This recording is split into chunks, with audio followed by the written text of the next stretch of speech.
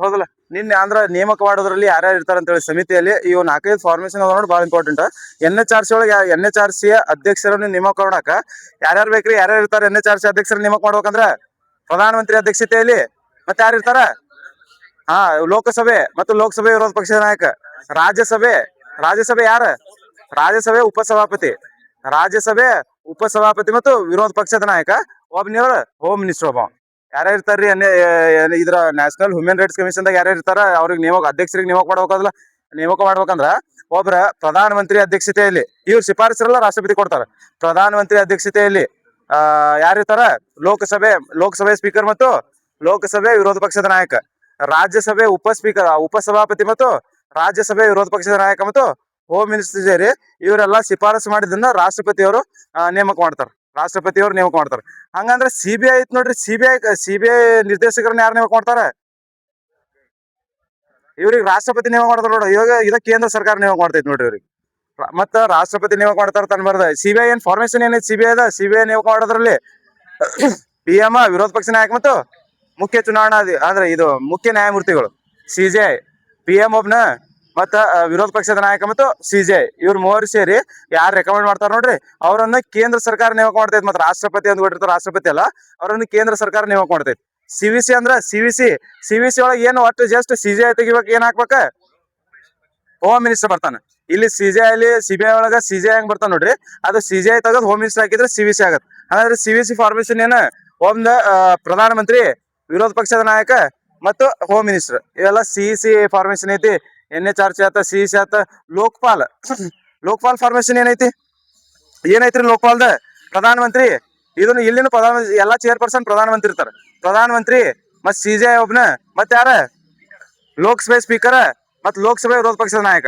ಲೋಕಸಭೆ ವಿರೋಧ ಪಕ್ಷದ ನಾಯಕ ಮತ್ತು ಇನ್ನೊಬ್ರ ಒಬ್ಬ ಕಾನೂನು ಪರಿಣಿತ. ಯಾರು ಇರ್ತಾರ? ಲೋಕಪಾಲ್ ನೇಮಕ ಮಾಡೋದ್ರಲ್ಲಿ ಪ್ರಧಾನ ಮಂತ್ರಿ ಅಧ್ಯಕ್ಷತೆಯಲ್ಲಿ ಚೇರ್ಪರ್ಸನ್ ಯಾರು ಇರ್ತಾರೆ? ಪ್ರಧಾನ ಮಂತ್ರಿ ಇರ್ತಾರ. ಈ ಪ್ರಧಾನ ಮಂತ್ರಿ ಅಧ್ಯಕ್ಷತೆಯಲ್ಲಿ ಒಬ್ನ ಯಾರು ಇರ್ತಾರ? CJI ಇರ್ತಾನ. ಲೋಕಸಭೆ ಸ್ಪೀಕರ್ ಇರ್ತಾನ. ಲೋಕಸಭೆ ವಿರೋಧ ಪಕ್ಷದ ನಾಯಕ ಇರ್ತಾನ. ಒಬ್ಬ ಕಾನೂನು ಪರಿಣಿತ ಒಬ್ಬನ ನೇಮಕ ಮಾಡಿ ಇವರೆಲ್ಲರೂ ಸೇರಿ ರಾಷ್ಟ್ರಪತಿಯವರು ರೆಕಮೆಂಡ್ ಮಾಡಿದ್ರ ರಾಷ್ಟ್ರಪತಿಯವರು ಇವರನ್ನ ನೇಮಕ ಮಾಡ್ತಾರ ನೋಡ್ರಿ. ಯಾರನ್ನ? ಲೋಕಪಾಲರನ್ನ ನೇಮಕ ಮಾಡ್ತಾರ. ಲೋಕಪಾಲ್ ಕಾಯ್ದೆ ಯಾವಾಗ ಬರುತ್ತೆ? ಲೋಕಪಾಲ್ ಕಾಯ್ದೆ ಯಾವಾಗ್ರಿ? 2013 ಲೋಕಪಾಲ್ ಕಾಯ್ದೆ ಹೋದಲ್ಲ. ಈ ಲೋಕಪಾಲ್ ಜಾರಿಗೆ ಬಂದಿದ್ದ 2014 ಜಾರಿ ಬರುತ್ತೆ. 2019 ಲೋಕಪಾಲರ ನೇಮಕ ಮಾಡಿದ 2019 ನೋಡ್ರಿ. ಲೋಕಪಾಲ್ ಕಾಯ್ದೆ 2013 ಲೋಕಪಾಲ್ ಕಾಯ್ದೆ ಜಾರಿಗೆ ಬಂದಿದ್ದ 2014. ಲೋಕಪಾಲರ ನೇಮಕ ಮಾಡಿದ 2019 ನೋಡ್ರಿ. ಲೋಕಪಾಲರನ್ನ ನೇಮಕ ಮಾಡಿದ 2019 ನೇಮಕ ಮಾಡ್ತಾರ. ಇಷ್ಟು ನಿನ್ನೆ ಕ್ವಶನ್ ನೋಡಿದ್ವಿ. ಇನ್ ನೋಡ್ರಿ ಕ್ವಶನ್. ಮತ್ತ 42ನೇ ತಿದ್ದುಪಡಿಯಲ್ಲಿ ಎಷ್ಟು DPSP ಗಳನ್ನ ಸೇರಿಸ್ತಾರ ತಂದಿದೆ? ಯಾವ್ಯಾವ ಆರ್ಟಿಕಲ್? 39A, 43A, 39A ಒಂದು, 39F ಒಂದು, ನೆಕ್ಸ್ಟ್ 43A, 48A. ಇವೆಲ್ಲ 4 DPSP ಗಳನ್ನು 42ನೇ ತಿದ್ದುಪಡಿ ಅನ್ವಯ ನಮ್ದ ಕಾನ್ಸ್ಟಿಟ್ಯೂಷನ್ ಸೇರಿಸ್ತಾರ, ಸಂವಿಧಾನಕ್ಕ ಸೇರಿಸ್ತಾ ಬರ್ತಾರ್ರಿ. ಇದು ಅಂದಿದೇವಲ್ಲ ಗ್ರಾಸ್ ವ್ಯಾಲ್ಯೂ ಆಡೆಡ್ ಅಂದ್ರೆ ಏನಂದ್ರೆ ಎದ್ರಾಗ ಏನ್ ಕಳಿಬೇಕ ಅಂದ್ರ ಒಂದು ವರ್ಷದಲ್ಲಿ ಉತ್ಪಾದನೆ ಆದ ಸರಕು ಮತ್ತು ಸೇವೆಗಳಲ್ಲಿ ಅನುಭೋಗಿ ವೆಚ್ಚಗಳು ನಾವು ಏನು ಯೂಸ್ ಮಾಡಿರ್ತಾವ ನೋಡ್ರಿ ಅದನ್ನ ಲೆಸ್ ಮಾಡಿದ್ರ ನಮಗೆ ಗ್ರಾಸ್ ವ್ಯಾಲ್ಯೂ ಆಡೆಡ್ ಬರ್ತೈತಿ. GDP ಅನ್ನು ನಾವು ಎದ್ರಾಗ ಮೆಜರ್ ಮಾಡತ್ತೀವಿ? ಇತ್ತೀಚೆಗೆ 2015 ನಂತರ ಮಾರ್ಕೆಟ್ ಪ್ರೈಸ್ ಒಳಗೆ ಮೆಜರ್ ಮಾಡ್ತೇವಲ್ಲ. ಮೊದ್ಲೆಲ್ಲ ಎದ್ರಾಗ ಮಾಡ್ತಿದ್ವಿ? ಫ್ಯಾಕ್ಟರ್ ಕಾಸ್ಟ್ ಒಳಗೆ. ಫ್ಯಾಕ್ಟರ್ ಕಾಸ್ಟ್ ಅಥವಾ ಉತ್ಪಾದನಾಂಗಗಳು ಅಂತ ಬರ್ತಾವ ನೋಡ್ರಿ. ಉತ್ಪಾದನಾಂಗಗಳಲ್ಲಿ 2015ಕ್ಕಿಂತ ಮುಂಚೆ ಉತ್ಪಾದನಾಂಗಗಳಲ್ಲಿ GDP ಅನ್ನು ಮೆಜರ್ ಮಾಡ್ತಿದ್ವಿ. 2015 ನಂತರ ನಾವು ಫ್ಯಾಕ್ಟರ್ ಕಾಸ್ಟ್ ಅಥವಾ ಎಷ್ಟು ಮಾರ್ಕೆಟ್ ಪ್ರೈಸ್ ಅಥವಾ ಮಾರುಕಟ್ಟೆ ಬೆಲೆಯಲ್ಲಿ ಅದನ್ನ ಮೆಜರ್ ಮಾಡ್ತಾ ಬರ್ತೀವಿ. ನೆಕ್ಸ್ಟ್ ಕ್ವಶನ್ ಐತಿ ನೋಡ್ರಿ. ಮಸೂರದ ಸಾಮರ್ಥ್ಯದ ಅಂತಾರಾಷ್ಟ್ರೀಯ ಏಕಮಾನ ಅಂದ್ರೆ ಮಸೂರದ ಸಾಮರ್ಥ್ಯವನ್ನು ಅಳೆಯಲು ಡಯಾಪ್ಟರ್ ಅನ್ನು ಬಳಸ್ತೀವಿ. ನಾವು ಮಸೂರ ನೋಡ್ತೀವಿ. ಇಲ್ಲಿ ಮಸೂರದ ಲೆನ್ಸ್ ಅಂತ ನೋಡ್ತೀವಲ್ಲ. ಲೆನ್ಸ್ ನಲ್ಲಿ ಎಷ್ಟೆಷ್ಟು ಒಂದು ನಿಮ್ನ ಮಸೂರ, ಪೀನ ಮಸೂರ ಅಂತ ನೋಡ್ತೀವಿ. ಇದ್ರಾಗ ಕೇಂದ್ರೀಕರಣ ಯಾವ್ದು, ವಿಕೇಂದ್ರೀಕರಣ ಯಾವ್ದ್ರಿ? ಇದ್ರಾಗ ಪೀನ ಮಸೂರ ಕೇಂದ್ರೀಕರಣ, ವಿಕೇಂದ್ರೀಕರಣ ಅಂತಂದ್ರೆ ನಿಮ್ನ ಮಸೂರ. ಪೀನ ಮಸೂರ ಎಲ್ಲೆಲ್ಲಿ ಬಳಸ್ತಾರ? ಹಿನ್ನೋಟದ ಕನ್ನಡಿ, ಅದು ದರ್ಪಣ ಆತದು. ಪೀನ ಮಸೂರ ಎಲ್ಲಿ ಬಳಸ್ತಾರ? ಪೀನ ದರ್ಪಣ. ಪೀನ ಮಸೂರ ಎಲ್ಲಿ ಯಾವ್ದು ಕಣ್ಣಿನ ಚಿಕಿತ್ಸೆಯಲ್ಲಿ ಯಾವ್ದು ಏನಿದ್ದಾಗ ಬಳಸ್ತೀವಿ? ಸಮೀಪ ದೃಷ್ಟಿ ದೋಷ, ದೂರ ದೃಷ್ಟಿ ದೋಷ. ಪೀನ ಮಸೂರ ಸಮೀಪ ಯಾವ್ದ? ದೂರ ದೃಷ್ಟಿ ದೋಷಕ್ಕ ಪೀನ ಮಸೂರ ಬಳಸ್ತೀವಿ. ಹಂಗಂದ್ರ ನಮಗೆ ಎಷ್ಟು ದೂರದ ವಸ್ತು ಕಾಣಲ್ಲ, ಏನ್ ಸಮೀಪದ ವಸ್ತು ಕಾಣಲ್ಲ? ಸಮೀಪ ದೃಷ್ಟಿ ದೋಷ ಅಂದ್ರ ನಮಗೆ ಏನ್ ಎಫೆಕ್ಟ್ ಆಗತ್ತ? ಸಮೀಪದ ವಸ್ತುಗಳು ಸರಿಯಾಗಿ ಕಾಣ್ತಿರಲ್ಲ, ದೂರದ ವಸ್ತುಗಳು ಸರಿಯಾಗಿ ಕಾಣ್ತಿರ್ತಾವ. ಸಮೀಪದ ವಸ್ತು ಅಂದ್ರ ಎಷ್ಟು ಸೆಂಟಿಮೀಟರ್ ಸಮೀಪದ ವಸ್ತುಗಳು ಕಾಣಲ್ಲ? 25 ಸೆಂಟಿಮೀಟರ್, 25 ಸೆಂಟಿಮೀಟರ್ ಅಂದ್ರೆ ಅಷ್ಟು ಸಮೀಪ ನೋಡ್ರಿ ಅಂತ ವಸ್ತುಗಳು ಸಮೀಪ ದೃಷ್ಟಿ ದೋಷದಲ್ಲಿ ಕಾಣಲ್ಲ. ಇದನ್ನ ಯಾವನಂತೀವಿ? ಏನ ಮಯೋಪಿಯಾ ಅಂತ ಅಂತೀವಲ್ಲ, ಸಮೀಪ ದೃಷ್ಟಿ ದೋಷವನ್ನು ಮಯೋಪಿಯಾ ಅಂತೀವಿ. ಪೀನ ಮಸೂರವನ್ನು ಅಳವಡಿಸೋ ಮೂಲಕ ಈ ಮಯೋಪಿಯಾನು ಹೋಗಿಸಬಹುದು. ದೂರ ದೃಷ್ಟಿ ದೋಷ ಅಂತಂದ್ರೆ ಹೈಪರ್ ಮೆಟ್ರೋಪಿಯಾ. ಇದರಲ್ಲಿ ಏನ್ ಬಳಸ್ತೀವಿ? ಯಾವ್ದ? ಪೀನ ಮಸೂರವನ್ನು ಬಳಸ್ತೀವಿ. ಇಲ್ಲಿ ಏನ್ ದೂರದ ವಸ್ತುಗಳು ಈ ಸಮೀಪದ ವಸ್ತುಗಳು ಕರೆಕ್ಟ್ ಆಗಿ ಕಾಣ್ತಿರ್ತಾವ? ಕರೆಕ್ಟ್ ಆಗಿ ಕಾಣ್ತಿರಲ್ಲ. ಅದು ದೂರ ದೃಷ್ಟಿ ದೋಷ ಅಂತಂದ್ರೆ ದೂರದ ವಸ್ತುಗಳು ಕರೆಕ್ಟ್ ಆಗಿ ಕಾಣ್ತಾವ, ಸಮೀಪದ ವಸ್ತುಗಳು ಕರೆಕ್ಟ್ ಆಗಿ ಕಾಣಲ್ಲ. ದೂರದ ವಸ್ತುಗಳು ಎಷ್ಟು ದೂರದವರೆಗೂ ಕಾಣಲ್ಲ? 25 ಸೆಂಟಿಮೀಟರ್ ದೂರದ ವಸ್ತುಗಳು ಕಾಣಲ್ಲ. ನಾವ್ ಇದು ಅಂತೀವಲ್ರಿ ಕಣ್ಣಿನ ಛಲ ಅಂತೀವಿ, ಗೊತ್ತಾ? ಈಗ ಯಾರಿಗಾದ್ರೂ ನೋಡಿರ್ತೀನಿ, ನೀವು ಒಳ್ಳೆ ಒಂದು ಛಲೋ ಯಾವ್ದಾದ್ರು ಒಂದು ಏನೋ ಪ್ಲೇಸ್ ನೋಡಿರ್ತೀನಿ ಅಂತ ತಿಳ್ಕೊರಿ. ಯಾವ್ದಾದ್ರು ಹುಡುಗಿ ನೋಡಿರ್ತೀನಿ ಅಂತ, ಹುಡುಗಿ ಕಣ್ಣಾಗ ಭಾಳ ಹೊತ್ತಿರ್ತಾಳಲ್ಲ, ಹುಡುಗಿ ಚಲೋ ಹುಡುಗಿ ನೋಡಿರ್ತಿ. ಹಂಗಂದ್ರ ಆ ಹುಡುಗಿ ಫೋಟೋ ಕಣ್ಣಾಗ ಎಷ್ಟು ಸೆಕೆಂಡ್ ವರೆಗೆ ಇರ್ತೈತಿ? 0.1 ಸೆಕೆಂಡ್ ಅಥವಾ 1/10 ಅಂತ ನೋಡ್ಬೋದು. 0.1. ಅದಕ್ಕೆ ನಾವು ಕಣ್ಣಿನ ಛಲ ಅಂತಂತೀವಿ ಅಥವಾ ದೃಷ್ಟಿಯ ಛಲ ಅಂತ ಅಂತೀವ್ರಿ. 0.1 ಅಥವಾ 1/10 ಅನ್ಬೋದು ದೃಷ್ಟಿಯ ಛಲ. ನಮ್ದು ಕಿವಿಯ ಛಲ. ಇದು ಕಿವಿ ಈಗ ಯಾವ್ದಾದ್ರು ನಾ ಮಾತಾಡತ್ತೀನಲ್ರಿ, ಎಷ್ಟ್ರಿ? 0.1 ಸೆಕೆಂಡ್. ಎಷ್ಟು? 0.1. ಕಣ್ಣಿಂದು ಕಿವಿಂದು ಬೇರೆ ಐತಿ, ಎರಡು ಸೇಮ್ ಇಲ್ಲ.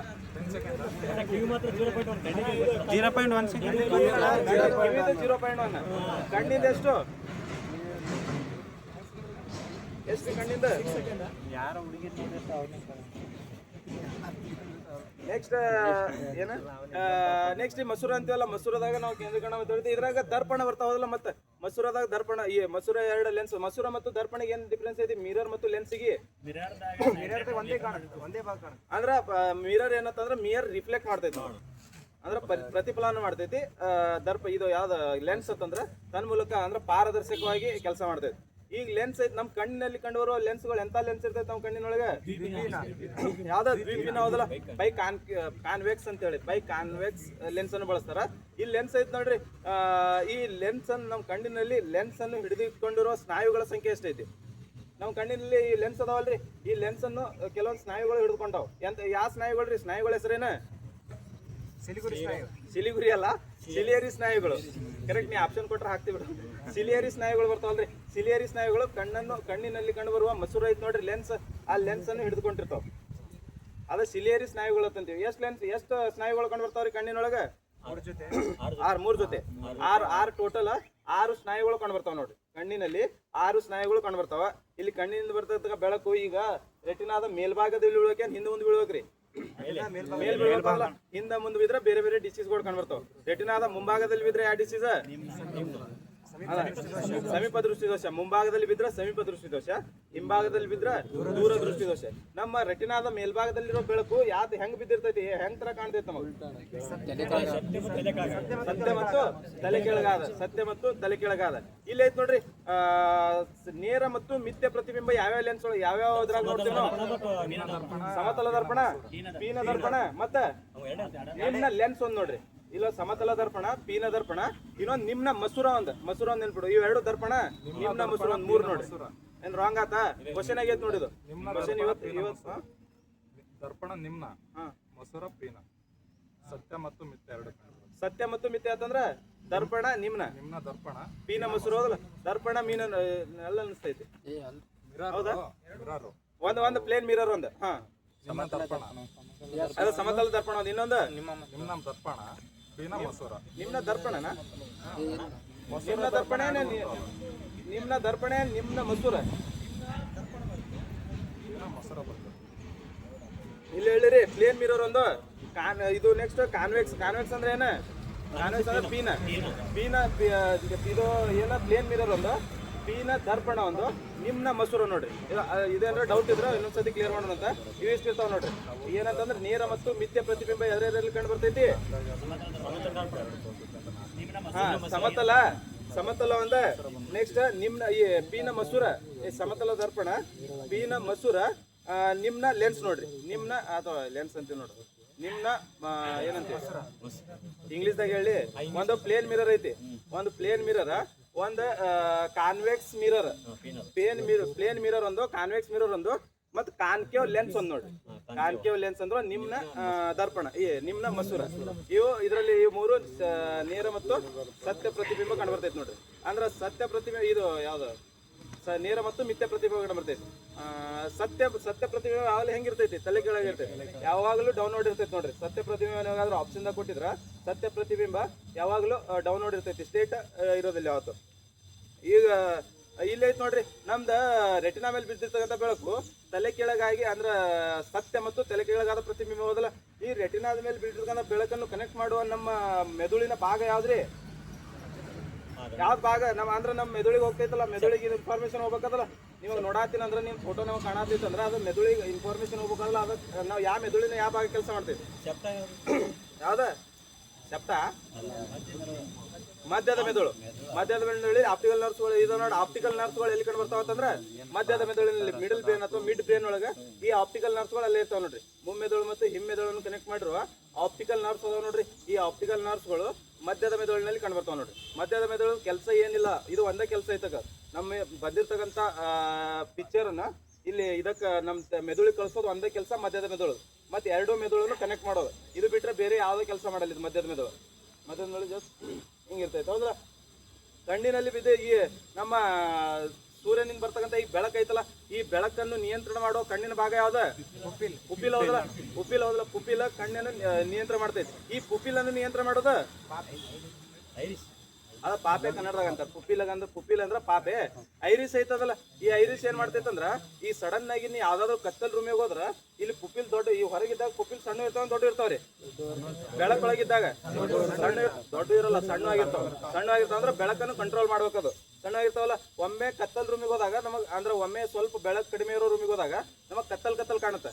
ಕತ್ತಲ್ ಕಾಣಕ್ ಕಾರಣ ಅಂತಂದ್ರ ಈ ಪುಪಿಲ್ಸ್ಗಳು ಅದಲ್ಲ, ಪುಪಿಲ್ಸ್ಗಳು ಅಡ್ಜಸ್ಟ್ ಆಗ್ಬೇಕಾದಲ್ಲ. ಈ ಪುಪಿಲ್ಸ್ಗಳನ್ನು ಅಡ್ಜಸ್ಟ್ ಮಾಡೋ ಕಾರ್ಯ ಮಾಡೋದು ಐರಿಸ್ ನೋಡಿ. ಪುಪಿಲ್ಸ್ ಅನ್ನು ಅಡ್ಜಸ್ಟ್ ಮಾಡುವುದು ಐರಿಸ್. ನಮ್ಮ ಕಣ್ಣಿನಲ್ಲಿ ಕಂಡು ಬರುವ ರಕ್ತನಾಳಗಳು ಹೊಂದದೇ ಇರುವ ಭಾಗ ಯಾವ್ದ್ರಿ?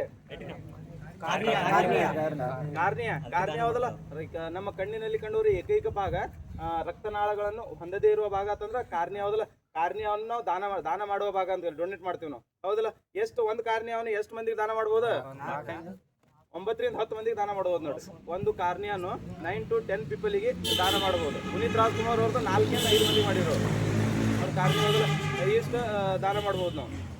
ಅಂದ್ರೆ 6 ಗಂಟೆ ಒಳಗಡೆ ಅದು ರಿಸಿಪ್ಟ್ ಮಾಡ್ಕೊಳೋದು 6 ಗಂಟೆ ಒಳಗೆ. ಅಂದ್ರೆ ಬಾಡಿ ಏನೋ ಡೆಡ್ ಆಗಿರ್ತಾನೆ ನೋಡ್ರಿ, ಅದು 6 ಗಂಟೆ ಒಳಗೆ ಮಾಡಿ ಪ್ರಿಸರ್ವ್ ಮಾಡಿ ಎಷ್ಟು ಇಡ್ಬೋದು ನೀವು? 10 ವರ್ಷನೂ ಇಡ್ಬೋದು ಅದನ್ನ. ಒಂದು ಕಡೆ ಅಷ್ಟು ನಾವು ಇಷ್ಟು ಟೆಂಪ್ರೇಚರ್ ಒಳಗೆ ಅಂತ ಈ ಸೊಲ್ಯೂಷನ್ ಯಾವುದೋ ಒಂದು ಸೊಲ್ಯೂಷನ್ ಒಳಗೆ ಎಷ್ಟು ಬೇಕಾದ್ರೆ ಇಡ್ಬೋದು. 6 ಗಂಟೆ ಒಳಗೆ ಅದನ್ನು ಕಲೆಕ್ಟ್ ಮಾಡ್ಕೊತಾರೆ. ಅದನ್ನು ಎಲ್ಲ ಡಾಕ್ಟರ್ಸ್ಗಳು ಓದಿರೋ, ನಮಗೇನು ಓದೋದು ಅದು ಇಂಪಾರ್ಟೆಂಟ್ ಅಲ್ಲ. ಮತ್ತು ಇದ್ರಾಗ ಏನು ಕಂಡು ಬರ್ತಾವ್ರಿ ಮಿರರ್ ಮತ್ತು ಲೆನ್ಸ್ ಒಳಗೆ. ಮತ್ತು ಹಂಗಂದ್ರೆ ಇಲ್ಲಿ ನೀವು ಲೆನ್ಸ್ ಒಳಗತ್ತಂದ್ರೆ ಕೇಂದ್ರೀಕರಣ ವಿಕೇಂದ್ರೀಕರಣ ಅಂದ್ವಿ. ಇಲ್ಲಿ ಮಿರರ್ ಒಳಗೆ ಕೇಂದ್ರೀಕರಣ ಯಾವ್ದ್ರಿ? ಮಿರರ್ ಒಳಗೆ ಅಂದ್ರೆ ದರ್ಪಣದಲ್ಲಿ ಕೇಂದ್ರೀಕರಣ ದರ್ಪಣ ಯಾವ್ದು? ಇಲ್ಲಿ ರಿವರ್ಸ್ ಆಗತ್ತೆ ನೋಡಿ. ಅಲ್ಲಿ ಲೆನ್ಸ್ ಒಳಗೆ ಏನಂತಿದೆ ನೋಡಿ, ಇಲ್ಲಿ ರಿವರ್ಸ್ ಅಂದ್ರೆ ಇಲ್ಲಿ ನಿಮ್ನ ಅನ್ನೋದು ಕೇಂದ್ರೀಕರಣ ದರ್ಪಣ, ಪೀನ ಅನ್ನೋದು ವಿಕೇಂದ್ರೀಕರಣ ದರ್ಪಣ. ಹಂಗಂದ್ರೆ ನಿಮ್ನ ದರ್ಪಣವನ್ನು ಎಲ್ಲೆಲ್ಲಿ, ಪೀನ ದರ್ಪಣವನ್ನು ಎಲ್ಲೆಲ್ಲಿ ಬಳಸ್ತೀವಿ?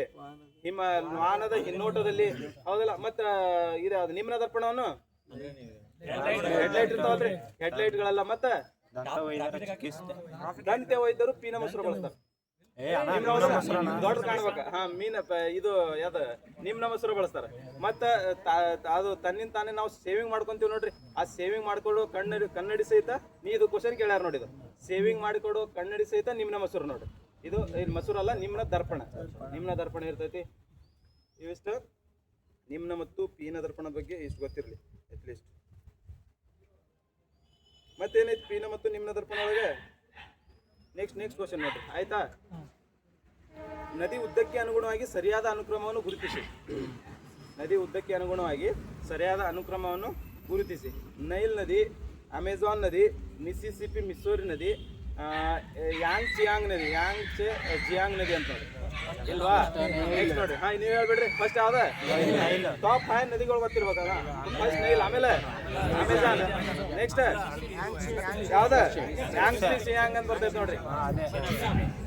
ಅದಕ್ಕೆ ಎಲ್ಲೋ ರಿವರ್ ಅಂತೀವಿ ನಾವು, ಅದು ಬೇರೆ. ನೆಕ್ಸ್ಟ್ ಯಾವ್ದು? ಇದಾದ್ಮೇಲೆ ಮಿಸಿಸಿಪಿ. ಟಾಪ್ 5 ರಿವರ್ ನೋಡ್ರಿ, ವರ್ಲ್ಡ್ ಟಾಪ್ ಲಾಂಗೆಸ್ಟ್ 5 ರಿವರ್ ನೋಡ್ರಿ ಸ್ಪೆಷಲ್. ನೈಲ್ ನದಿ ಎಷ್ಟು ದೇಶ? ನೈಲ್ ನದಿ ಎಷ್ಟು ದೇಶಗಳಲ್ಲಿ ಹರಿತೈತ್ರಿ ಟೋಟಲ್? 3. ನೈಲ್ 11 ದೇಶಗಳಲ್ಲಿ ಇರ್ತೈತಿ ನೋಡ್ರಿ. ನೈಲ್ ನದಿ 11 ದೇಶಗಳಲ್ಲಿ ಟೋಟಲ್ ನೈಲ್ ನದಿ 11 ದೇಶಗಳಲ್ಲಿ ಇರ್ತೈತಿ. ಈ ನೈಲ್ ನದಿ ಐತಿ ನೋಡ್ರಿ, ಈ ನೈಲ್ ನದಿ 2 ಮುಖ್ಯವಾದ ಉಪನದಿಗಳು ನೋಡ್ತೀವಿ ನಾವು, ಹೌದಲ್ಲ? ಯಾವ್ಯಾವ ನೋಡ್ತೀವಿ? ಬ್ಲೂ ನೈಲ್ ಮತ್ತು ವೈಟ್ ನೈಲ್ ನೋಡ್ತೀವಿ, ಹೌದಲ್ಲ? ಈ ಬ್ಲೂ ನೈಲ್ ಮತ್ತು ವೈಟ್ ನೈಲ್ಗಳು ಕೂಡೋದೆಲ್ಲಿರಿ? ಕಾರ್ಟೂಮ್ ಎದರ ರಾಜಧಾನಿ? ಸುಡಾನ್ನ ರಾಜಧಾನಿ ಐತಲ್ರಿ. ಸುಡಾನ್ನ ರಾಜಧಾನಿಯ ಕಾರ್ಟೂಮ್ದಾಗ ಈ ಬ್ಲೂ ನೈಲ್ ಮತ್ತು ವೈಟ್ ನೈಲ್ 2 ಸೇರ್ತಾವ ನೋಡ್ರಿ. ಬ್ಲೂ ನೈಲ್ ಮತ್ತು ವೈಟ್ ನೈಲ್ ಎಲ್ಲಿ ಸೇರ್ತಾವ? ಸುಡಾನ್ನ ರಾಜಧಾನಿ ಆದ ಕಾರ್ಟೂಮ್ ಒಳಗೆ ಸೇರ್ತಾವ ನೋಡ್ರಿ. ಮತ್ತೆ ಎಲ್ಲಿ ಹೋಗಿ ಇದು ಸೇರ್ತೈತಿ ಲಾಸ್ಟಿಗೆ? ಮೆಡಿಟೇರಿಯನ್ ಸಮುದ್ರಕ್ಕೆ ಸೇರ್ತೈತಿ ನೋಡ್ರಿ. ನೈಲ್ ನದಿ ಲಾಸ್ಟಿಗೆ ಹೋಗಿ ಮೆಡಿಟೇರಿಯನ್ ಸಮುದ್ರಕ್ಕೆ ಇದು ಸೇರ್ತೈತಿ ನೋಡ್ರಿ. ಮೆಡಿಟೇರಿಯನ್ ವಾಯುಗುಣ ನಾವು ಕೋಪನ್ ಸೆಗನ್ ಅವ್ರು ನೋಡುವಾಗ ಮೆಡಿಟೇರಿಯನ್ ವಾಯುಗುಣ ಎಂತ ಟೈಪ್ ರೀ, ಎಂತ ಏನ್ ಕೊಡ್ತಾನವ? ಕೋಪನ್ ಹೆಗನ್ಸ್ ಅವರು ನಾವು ವಾಯುಗುಣವನ್ನು ಬೇರೆ ಬೇರೆ ಪ್ರಕಾರವಾಗಿ ಮಾಡ್ತಾರಲ್ಲ, ಈ ಮೆಡಿಟೇರಿಯನ್ ಪ್ರಕಾರದ ವಾಯುಗುಣವನ್ನು ಕೋಪನ್ ಹೆಗನ್ ಅವರು ಯಾವ ಸಿಂಬಲ್ ಅನ್ನು ಡಿನೋಟ್ ಮಾಡ್ತಾರ? ಸಿ, ಹೌದಲ್ಲ? ಸಿ, ಮೆಡಿಟೇರಿಯನ್ ಪ್ರಕಾರದ ವಾಯುಗುಣವನ್ನು ಸಿ ಎಂದು ಡಿನೋಟ್ ಮಾಡ್ತಾರೆ ಅವ್ರು, ಹೌದಲ್ಲ? ಸಿ, ABC ಅಂತೇಳಿ ಮ್ಯಾಗ ಹೋದಂಗೆ ಪೋಲಾರ್ಕ್ ಹೋದಂಗ ABCDE ವರೆಗೆ ಕೊಡ್ತಾನ. ಲಾಸ್ಟಿಗೆ ಕೋಪನ್ ಸೆಗನ್ ಆದ್ಮೇಲೆ H ವಾಯುಗುಣ ಅಂತೇಳಿ ಇನ್ನೊಬ್ರು ಮತ್ತೊಮ್ಮೆ ಡಿನೋಟ್ ಮಾಡ್ತಾರೆ. H ವಾಯುಗುಣ ಯಾಕೆ ಮಾಡ್ತಾರ ಅಂತಂದ್ರೆ ಕೆಲವೊಂದು ಇದು ಇರ್ತಾವಲ್ರಿ, ಕೆಲವೊಂದು ಅಕ್ಷಾಂಶಗಳಲ್ಲಿ ಬೇರೆ ಬೇರೆ ತರಹದ ಎತ್ತರ ಪ್ರದೇಶಗಳು ಇರ್ತಾವೆ. ಎಲ್ಲಿರೋ ಎತ್ತರ ಪ್ರದೇಶಗಳು ನೋಡ್ರಿ ಅಲ್ಲಿ H ತರಹದ ವಾಯುಗುಣ ಕಂಡುಬರ್ತದೆ. ಹೈಲ್ಯಾಂಡ್ ಕ್ಲೈಮೇಟ್ ಅಂತ ಅಂತೇವೆ, ಹೈಲ್ಯಾಂಡ್ ಕ್ಲೈಮೇಟ್ ಅಲ್ಲಿ ಕಂಡುಬರ್ತದೆ. ಅದಕ್ಕಾಗಿ ಇದು ಮಾಡ್ತಾರೆ 4-5. ನಮ್ಮ ಕರ್ನಾಟಕ, ಈ ಭಾರತದಲ್ಲಿ ಕೋಪನ್ ಹೆಗನ್ ಅವರು ಎಷ್ಟು ಟೈಪ್ ಆಗಿ ಡಿವೈಡ್ ಮಾಡ್ತಾರ? ಎಷ್ಟ್ರಿ? ಕರ್ನಾಟಕ ಅಂತ ನೋಡಿ, ಭಾರತದಾಗ ಟೋಟಲ್ ಕೋಪನ್ ಹೆಗನ್ ಅವರು ಈ ವಾಯುಗುಣ ಕ್ಲೈಮೇಟ್ ಕ್ಲಾಸಿಫಿಕೇಶನ್ ಅನ್ನು ಎಷ್ಟು ಟೈಪ್ ಆಗಿ ಡಿವೈಡ್ ಮಾಡ್ತಾರೆ? 9 ನೋಡ್ರಿ, 9 ಆಗಿ ಡಿವೈಡ್ ಮಾಡ್ತಾರೆ. ಕೋಪನ್ ಹೆಗನ್ ಅವರು 9 ಕ್ಲಾಸಿಫಿಕೇಶನ್ ಆಗಿ ಡಿವೈಡ್ ಮಾಡ್ತಾರೆ. ಹೇಳಿದೆ 9. ಫಸ್ಟ್ ನೈಲ್, ಅಮೆಜಾನ್, ಹ್ಯಾಂಗಸ್ತೆ, ಮತ್ತೆ ನೆಕ್ಸ್ಟ್ ಮಿಸಿಸಿಪಿ, ನೆಕ್ಸ್ಟ್ ಹಂಗಾರ. ಯಾವ ದೇಶದೊಳಗೆ ಹಂಗಾರ ಎಲ್ಲಿ ಕಂಡು ಬರ್ತೈತೆ? ಅದು ರಷ್ಯಾ ಏನ? ಹಂಗಾರ ಅಟ್ಲೀಸ್ಟ್ 5 ನೆನ್ಪಿಟ್ಕೋರಿ, 5 ನೆನ್ಪಿಟ್ಕೋರಿ. ಮತ್ತೆ ಮಂಗೋಲಿಯಾ ಅಂಡ್ ರಷ್ಯಾ, ಹೌದಲ್ಲ? ಈ 5 ಹಿಂಗೆ ಈ ನದಿಗಳ ಬಗ್ಗೆ 5 ನೆನ್ಪಿಡುವ. ನಮ್ಮ ಭಾರತದಲ್ಲಿ ಕಂಡು ಬರುವ ಅತ್ಯಂತ ಉದ್ದವಾಗಿ ಹರಿಯುವ ಒಂದು 10 ನದಿಗಳು ಹೇಳ್ಬೇಕು. 10 ನದಿಗಳು ಈಜಿ ಹೇಳ್ಬಿಡ್ತೀರಿ. ಒಂದೇದು ಯಾವ್ದ? ಗಂಗಾ, ಗೋದಾವರಿ, ಕೃಷ್ಣ, ನೆಕ್ಸ್ಟ್ ಕಾವೇರಿ, ನರ್ಮದಾ, ನೆಕ್ಸ್ಟ್ ನರ್ಮದಾ ಆದ್ಮೇಲೆ Yamuna, next Sindhu, next Sindhu, next Brahmaputra, next Sindhu, Brahmaputra, next Mahanadi, next Kaveri, next Tapi ನೋಡ್ರಿ. ಟೋಟಲ್ 10 ರಿವರ್ಗಳು ಇಂಪಾರ್ಟೆಂಟ್ ಲಾಂಗೆಸ್ಟ್ ರಿವರ್ ಭಾರತದಲ್ಲಿ ಕಂಡು ಬರುವ ಅತ್ಯಂತ ಲಾಂಗೆಸ್ಟ್ ರಿವರ್ ಗೊತ್ತಿರ್ಬೇಕು. ಒಂದೇದು ಯಾವ್ದ? ಗಂಗಾ. ಯಾವ್ದ? ನೆಕ್ಸ್ಟ್ ಗೋದಾವರಿ. ಅದು ದಕ್ಷಿಣ ಭಾರತದಲ್ಲಿ ಪರ್ಯಾಯ ಪ್ರಸ್ಥಭೂಮಿ ಮೇಲೆ ಕಂಡು ಬರುವ ಅತ್ಯಂತ ಉದ್ದವಾದ ನದಿ ಅಂತಂದ್ರೆ ಗೋದಾವರಿ ನದಿ, ಹೌದಲ್ಲ? ಗಂಗಾ, ಗೋದಾವರಿ, ಕೃಷ್ಣ, ನೆಕ್ಸ್ಟ್ ನರ್ಮದಾ, ಯಮುನಾ ಆದ್ಮೇಲೆ 5ನೇದು ನರ್ಮದಾ ಆದ್ಮೇಲೆ ಸಿಂಧು, ಬ್ರಹ್ಮಪುತ್ರ, ಆಮೇಲೆ ಮಹಾನದಿ, ಕಾವೇರಿ, ತಾಪಿ. ಇವು ಕಂಡು ಕಾವೇರಿ, ತಾಪಿ, ಹೌದಲ್ಲ? ತಾಪಿಯನ್ನು ಏನಂತ ಕರಿತೀವಿ ನಾವು? ಯಾವ ನದಿ ಅಂತೇಳಿ? ನದಿಗಳ ಸೂರ್ಯನ ಮಗಳು, ನದಿಗಳ ತಂದೆ ಏನೋ ಅದು ಅಲ್ಲೇನ? ನದಿಗಳ ತಂದೆ ಅಂತ ಕರಿತೀವಿ ನಾವು. ಸಿಂಧು ನದಿ, ಹೌದಲ್ಲ? ನದಿಗಳ ತಾಯಿ ಅಂದ್ರೆ ಅದಕ್ಕೆ ಏನು ಕರೆಯಲ್ಲ ಅನಿಸ್ತೈತಿ. ನದಿಗಳ ತಂದೆ ಅಂದ್ರೆ ಸಿಂಧು ನದಿ ಕರಿತೀವಿ. ಈ ತಾಪಿ ನದಿ ಐತಿ ನೋಡ್ರಿ, ತಾಪಿ ನದಿಯನ್ನು ಸೂರ್ಯನ ಮಗಳು ಅಂತ ಕರಿತೀವಿ. ಮತ್ತ ನಮ್ಮ ಕರ್ನಾಟಕ ಸಂಕ್ರಾಂತಿ ವೃತ್ತವನ್ನು 2 ಬಾರಿ ಹಾದು ಹೋಗೋ ನದಿ ಯಾವ್ದ? ಮಾಹಿ ನದಿ, ಹೌದಲ್ಲ? ಈಗ ಭಾರತದಲ್ಲಿ ಕಂಡುಬರೋ ಮಾಹಿ ನದಿ ಐತಿ ನೋಡ್ರಿ. ಕರ್ನಾಟಕ ಸಂಕ್ರಾಂತಿ ವೃತ್ತವನ್ನು 2 ಬಾರಿ ಹಾದು ಹೋಗ್ತೈತಿ ನೋಡ್ರಿ. 23.5 ಡಿಗ್ರಿ ಕರ್ನಾಟಕ ಸಂಕ್ರಾಂತಿ ವೃತ್ತವನ್ನು 2 ಬಾರಿ ಹಾದು ಹೋಗೋ ನದಿ ಅಂತಂದ್ರೆ ಮಾಹಿ ನದಿ ನೋಡ್ರಿ. ಇಕ್ವೇಟಾರ್ ಅನ್ನು 2 ಬಾರಿ ಹಾದು ಹೋಗುವ ನದಿ ಯಾವ್ದ್ರಿ? ಕಾಂಗೋ, ಹೌದಲ್ಲ? ಕಾಂಗೋ ನದಿ ಇಕ್ವೇಟಾರ್ ಅನ್ನು 2 ಬಾರಿ ಹಾದು ಹೋಗುವ ನದಿ ಕಂಡು ಬರ್ತೈತಿ. ಮತ್ತೆ ಇನ್ನೊಂದು ಹಾದು ಹೋಗುವ ಲಿಂಪೋಪೋ ನದಿ ಅಂತ ಕಂಡು ಬರ್ತೈತಿ. ಮಕರ ಸಂಕ್ರಾಂತಿಯನ್ನು 2 ಬಾರಿ ಹಾದು ಹೋಗುವ ನದಿ ಅಂತಂದ್ರೆ ಲಿಂಪೋಪೋ ನದಿ ಅಂತೇಳಿ ಕಂಡು ಬರ್ತೈತಿ ನೋಡ್ರಿ. ಲಿಂಪೋಪೋ ನದಿ ಬರ್ತೈತಿ. ಸೌತ್ ಆಫ್ರಿಕಾ ಯಾವ್ದು? ಲಿಂಪೋಪೋ. ಮತ್ತೀಗ ಈ ನೈಲ್ ನದಿಗಳು ಲಾಂಗೆಸ್ಟ್ ಕೇಳಿರೋದಲ್ಲ, ನಮ್ಮ ಈ ವರ್ಲ್ಡ್ ಒಳಗೆ ಕಂಡು ಬರ್ತಕ್ಕಂಥ ಡೆಸರ್ಟ್ಗಳು ಅತಿ ದೊಡ್ಡ ಡೆಸರ್ಟ್ಗಳು ಗೊತ್ತಿರ್ಬೇಕು. ಒಂದೇದು ಅತಿ ದೊಡ್ಡ ಎಲ್ಲ ಮತ್ತು ಶೀತ ಮರುಭೂಮಿ ಮತ್ತು ಉಷ್ಣ ಮರುಭೂಮಿ ಎಲ್ಲ ಸೇರಿ ಹೇಳ್ರಿ. ಒಂದೇದು ಯಾವ್ದ? ಅಂಟಾರ್ಟಿಕಾ, ನೆಕ್ಸ್ಟ್ ಅರ್ಕಟಿಕಾ, ನೆಕ್ಸ್ಟ್ ಸಹರಾ ಮರುಭೂಮಿ, ನೆಕ್ಸ್ಟ್ ಅರೇಬಿಯನ್. ಒಂದ್ಸತಿ ತೆಗೆದು ನೋಡು, ಅರೇಬಿಯನ್ ಮರುಭೂಮಿ, ಹೌದಲ್ಲ? 4ನೇದು ಅರೇಬಿಯನ್. ನೆಕ್ಸ್ಟ್ ಯಾವ್ದು? ಗೋಬಿ ಬರಲ್ಲ ಅಲ್ಲಿ, ಕಲಾರಿ ಬರ್ತೈತಾ? ಒಂದ್ಸತಿ ತೆಗಿಯೋದು ಟಾಪ್ 10 ತೆಗಿ. ಅದ್ರಾಗ ಟಾಪ್ 10 ಒಳಗ ಉಷ್ಣ ಒಂದೇದ ಅಂಟ್ಲಾಂಟಿಕಾ, ಆರ್ಕಟಿಕಾ, ನೆಕ್ಸ್ಟ್ ಇದು ಸಹರಾ ಮರುಭೂಮಿ ಅರೇಬಿಯನ್ ಏನ ಹಾ Australian desert next Arabian desert Australian desert ಆದ್ಮೇಲೆ ಅರೇಬಿಯನ್ ಡೆಸರ್ಟ್ ನೆಕ್ಸ್ಟ್ ಗೋಬಿ ಮರುಭೂಮಿ ಇಷ್ಟ ಇರ್ಲಿ ಆರ್ ನೆನ್ಪಿಟ್ಕೋರಿ ಇನ್ನು ಹೇಳಿ ನೆಕ್ಸ್ಟ್ ಕಲಹರಿ ಸಾಕ್ ಕಲಹರಿ ಮಠ ಸಾಕ್ಬಿಡು ಒಂದೇದ್ ನೋಡ್ರಿ ಅಟ್ಲಾಂಟಿಕಾ Arctic next Sahara next Australian ಮರುಭೂಮಿ ನೆಕ್ಸ್ಟ್ ಅರೇಬಿಯನ್ ಮರುಭೂಮಿ ನೆಕ್ಸ್ಟ್ ಗೋಬಿ ಆಮೇಲೆ ಕಲಹರಿ ನೆಕ್ಸ್ಟ್ ಪಟಗೋನಿಯಾ ಮರುಭೂಮಿ ಅಂತ ಬರ್ತೈತಿ ಎಟ್ನೇದ್ ಪಟಗೋನಿಯಾ ಮರುಭೂಮಿ ಇದ್ರಾಗ ಇವೆಲ್ಲ ಸೇರಿ ಆತ ಕೇವಲ ಉಷ್ಣ ಮರುಭೂಮಿ ಕೇಳಿದ್ರೆ ಮೊದ್ಲ ಎರಡು ಬಿಟ್ಬಿಡ್ತೀರಿ ಅಟ್ಲಾಂಟಿಕಾ ಮತ್ತು ಆರ್ಕಟಿಕ್ ಎರಡು ಬಿಟ್ರೆ ನೆಕ್ಸ್ಟ್ ಸಹರಾ ಮರುಭೂಮಿ ಅರೇಬಿಯನ್ ಹೌದಲ್ಲ ನೆಕ್ಸ್ಟ್ ಸಹರಾ ಮರುಭೂಮಿ ಆಸ್ಟ್ರೇಲಿಯನ್ ಮರುಭೂಮಿ ಅರೇಬಿಯನ್ ಮರುಭೂಮಿ ನೆಕ್ಸ್ಟ್ ಗೋಬಿ ಮರುಭೂಮಿ ನೆಕ್ಸ್ಟ್ ಕಲಹರಿ ಮರುಭೂಮಿ ಅಲ್ಲಿ ಪಟಗೋನಿಯಾ ಮರುಭೂಮಿ ಇವೆಲ್ಲ ಅಟ್ಲೀಸ್ಟ್ ಒಂದು 7 ಆದ್ರೂ ವರ್ಲ್ಡ್ ಒಳಗೆ ಕಂಡು ಬರ್ತಕ್ಕಂಥ 7 ಮರುಭೂಮಿ ಆದ್ರೂ ಅಟ್ಲೀಸ್ಟ್ ಗೊತ್ತಿರ್ಲಿ. ಮತ್ತೇನ್ ಅತಿ ದೊಡ್ಡ ಏನೇನ್ ಕಂಡು ಬರ್ತಾವ ಉತ್ತರ ಅಮೆರಿಕಾದಲ್ಲಿ ಕಂಡು ಬರೋ ಅತ್ಯಂತ ಶಿಖರ ಯಾವ್ದ ಮೌಂಟ್ ಮ್ಯಾಕಿನ್ಲೆ ಮ್ಯಾಗ ಐತಲ್ಲ ಮೌಂಟ್ ಮ್ಯಾಕಿನ್ಲೆ ಅಂತೇಳಿ ಉತ್ತರ ಅಮೆರಿಕಾದಲ್ಲಿ ಮೌಂಟ್ ಮ್ಯಾಕಿನ್ಲೆ ದಕ್ಷಿಣ ಅಮೆರಿಕಾ ಮೌಂಟ್ ಅಕಂಕಾಗುವಾ ಅಂತ ಬರ್ತೈತೆ ಯುರೋಪ್ದಾಗ ಮೌಂಟ್ ಎಲ್ಬ್ರೂಸ್ ದಕ್ಷಿಣ ಇದು ಯಾವ್ದು ಆಫ್ರಿಕಾ ಒಳಗೆ ಮೌಂಟ್ ಕಿಲಿಮಾಂಜರೋ ಎಲ್ಲಿ ಕಂಡು ಬರ್ತೈತೆ ದಕ್ಷಿಣ ಆಫ್ರಿಕಾ ಹೋದ್ರೆ ತಾಂಜೇನಿಯಾ ದಕ್ಷಿಣ ಆಫ್ರಿಕಾ ಹತ್ರ ತಾಂಜೇನಿಯಾ ಹತ್ರ ಇಲ್ಲಿ ಕಂಡು ಬರ್ತೈತೆ ನೋಡ್ರಿ ಮೌಂಟ್ ಕಿಲಿಮಾಂಜರೋ ನೆಕ್ಸ್ಟ್ ನಮ್ದು ಇಂಡಿಯಾದಾಗ ಏಷ್ಯಾದಾಗ ಮೌಂಟ್ ಎವರೆಸ್ಟ್ ಹೋದಲ್ಲ ಮೌಂಟ್ ಎವರೆಸ್ಟ್ ಬರ್ತೈತಿ ನೆಕ್ಸ್ಟ್ ಇದಾದ ಆಸ್ಟ್ರೇಲಿಯಾ ಒಳಗೆ ಮೌಂಟ್ ಕೊಸಿಯುಸ್ಕೋ ಮೌಂಟ್ ಕೊಸಿಜುಕೋ ಅಥವಾ ಕೊಸಿಯುಸ್ಕೋ ಅಂತ ಹೇಳಿ ಕಂಡು ಬರ್ತೈತಿ ನೋಡ್ರಿ ಮೌಂಟ್ ಕೌದಿಹಾಸ್ಕೋ ಅಂತ ನೋಡಿ ಎಷ್ಟು ಮೀಟರ್ ಐತಿ ನೋಡಿ ಮೌಂಟ್ ಎವರೆಸ್ಟ್ ಎಷ್ಟ್ರಿ 48.86 ಟೋಟಲ್ ಇದರ ಲೆಂತ್ ಕಂಡು ಬರ್ತೈತಿ ನೋಡಿ ಮೀಟ್ರು ಕಿಲೋಮೀಟರ್ ಹೆಂಗಿರ್ತೈತೆ ಅದು ಅಡಿ ಅದು ಕಿಲೋಮೀಟರ್ ಅಲ್ಲ ದೇವ್ ಹೆಂಗ್ ಥಿಂಕ್ ಮಾಡ್ತೀವಿ 8,000 ಕಿಲೋಮೀಟರ್ ಅಂದ್ರೆ ಹೆಂಗ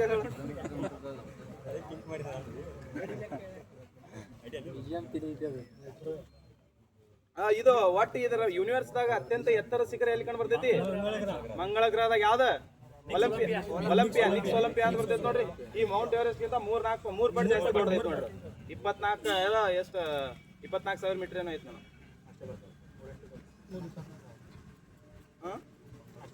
ನೆಕ್ಸ್ಟ್ ನೋಡಿ ನೆಕ್ಸ್ಟ್ ಕ್ವಶನ್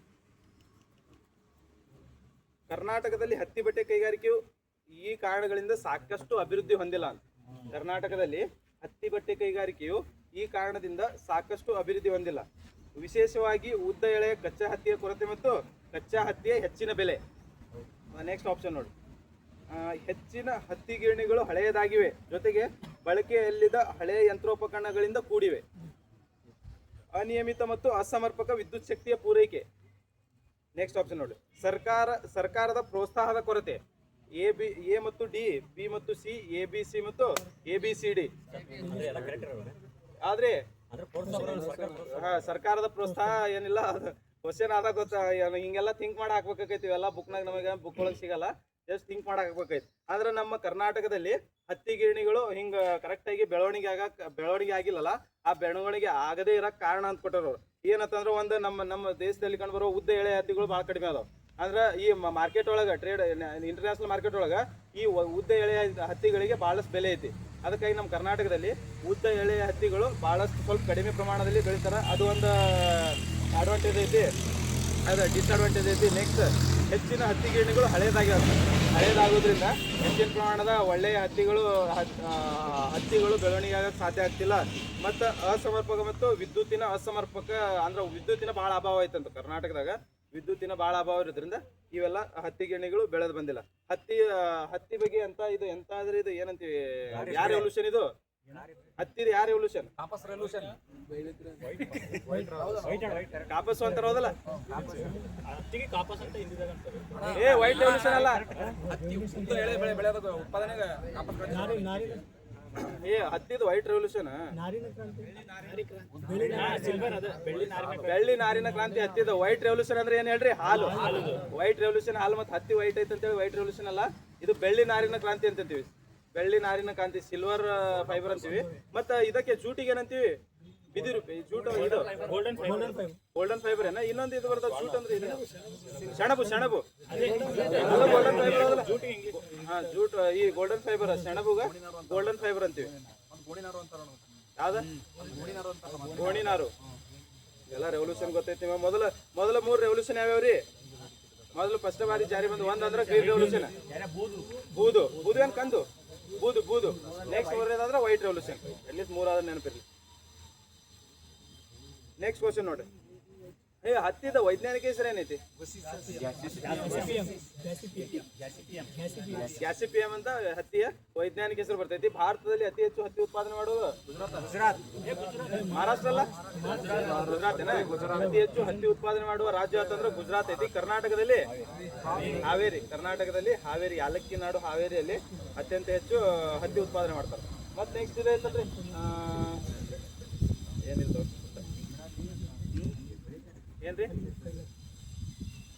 ಏನ್ರಿ ಹೇಳ್ಬೇಕು ನೀವು ಏನ್ರಿ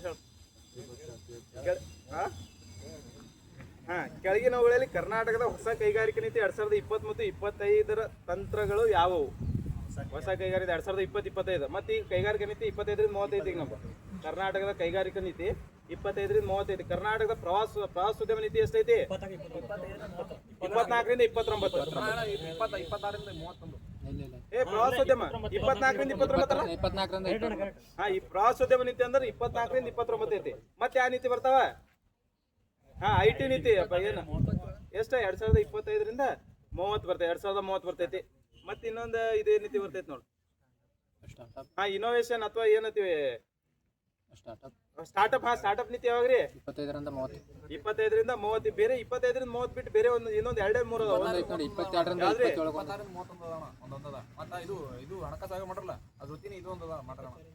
26-31 ಅವ ನೀತಿಗಳು ನೋಡ್ರಿ ಅದು ಇಲ್ಲಿ ನೋಡ್ರಿ ಅದು ಕೈಗಾರಿಕೆ ನೀತಿ 2020-25 ಅವುಗಳ ತಂತ್ರಗಳು ಏನ್ ಹೇಳ್ಬೇಕು ಏನ್ ಮಾಡ್ತೈತೆ ಈ 20-25 ನೀತಿ ಐತಿ ನೋಡ್ರಿ ಏನೇನ್ ಮಾಡ್ತೈತಿ ಏನೇನು ಡೆವಲಪ್ಮೆಂಟ್ ಮಾಡ್ತೈತೆ ಅಂತ ಸುಸ್ಥಿರ ಮತ್ತು ಸಮಗ್ರ ಕೈಗಾರಿಕೆಗಳ ಬೆಳವಣಿಗೆಯನ್ನು ಉತ್ತೇಜಿಸುವುದು ಹೌದಾ MSME ಕ್ಷೇತ್ರದ ಅಭಿವೃದ್ಧಿ ಮತ್ತು ಪ್ರಚಾರದತ್ತ ಗಮನ ಹರಿಸುವುದು ಹೌದಾ ನೆಕ್ಸ್ಟ್ ರಾಜ್ಯದ ಟೈರ್ 2 ಮತ್ತು ಟೈರ್ 3 ನಗರಗಳಲ್ಲಿ ಆರ್ಥಿಕ ಬೆಳವಣಿಗೆ ಇಂಜಿನ್ಗಳಾಗಿ ಉತ್ತೇಜಿಸುವುದು ಬೃಹತ್ ಪ್ರಮಾಣದ ಕೈಗಾರಿಕೆಗಳ ಬೆಳವಣಿಗೆಯನ್ನು ಕುಂಠಿತಗೊಳಿಸುವುದು ಇದೊಂದು ತೆಗೆದು ಬಿಡ್ಬೇಕು ಇದು 3ನೇ 4ನೇ ತೆಗೀರಿ ಕುಂಠಿತಗೊಳಿಸ್ತಾರೆ ಇದಕ್ಕೆ ಕೈಗಾರಿಕೆಗಳನ್ನು ಹೆಚ್ಚಿಸ್ಬೇಕಲ್ಲ ಇದು 4ನೇ ತೆಗೆದ್ರೆ ನೀವು ABC ರೇಟ್ ಆಗತ್ತೆ ನೋಡ್ರಿ ABC ಎಲ್ಲ 3 ABC ರೇಟ್ ಆಗತ್ತೆ ಏನಂದ್ರೆ 2020 ಮತ್ತು 25 ನೀತಿ ಇದೈತಿ 2025-30 ನೀತಿ ಐತಿ ನೋಡ್ರಿ ಸೇಮ್ ಐತಿ ನೋಡ್ರಿ ಅದ್ರಾಗ ಒಂದು ಯಾವ್ದು ಗೊತ್ತಾ ಇದು ರಾಜ್ಯದ ಟೈರ್ 2 ಮತ್ತು ಟೈರ್ 3 ನಗರಗಳಿಗೆ ಆರ್ಥಿಕ ಬೆಳವಣಿಗೆ ಇಂಜಿನ್ಗಳನ್ನಾಗಿ ಮಾಡೋದು ಈ 2025-30 ನೀತಿ ಒಳಗು ಅದನ್ನು ಐತಿ ಮತ್ತೆ ಇನ್ನೊಂದು ಏನೈತಂದ್ರ ಇದ್ರಾಗ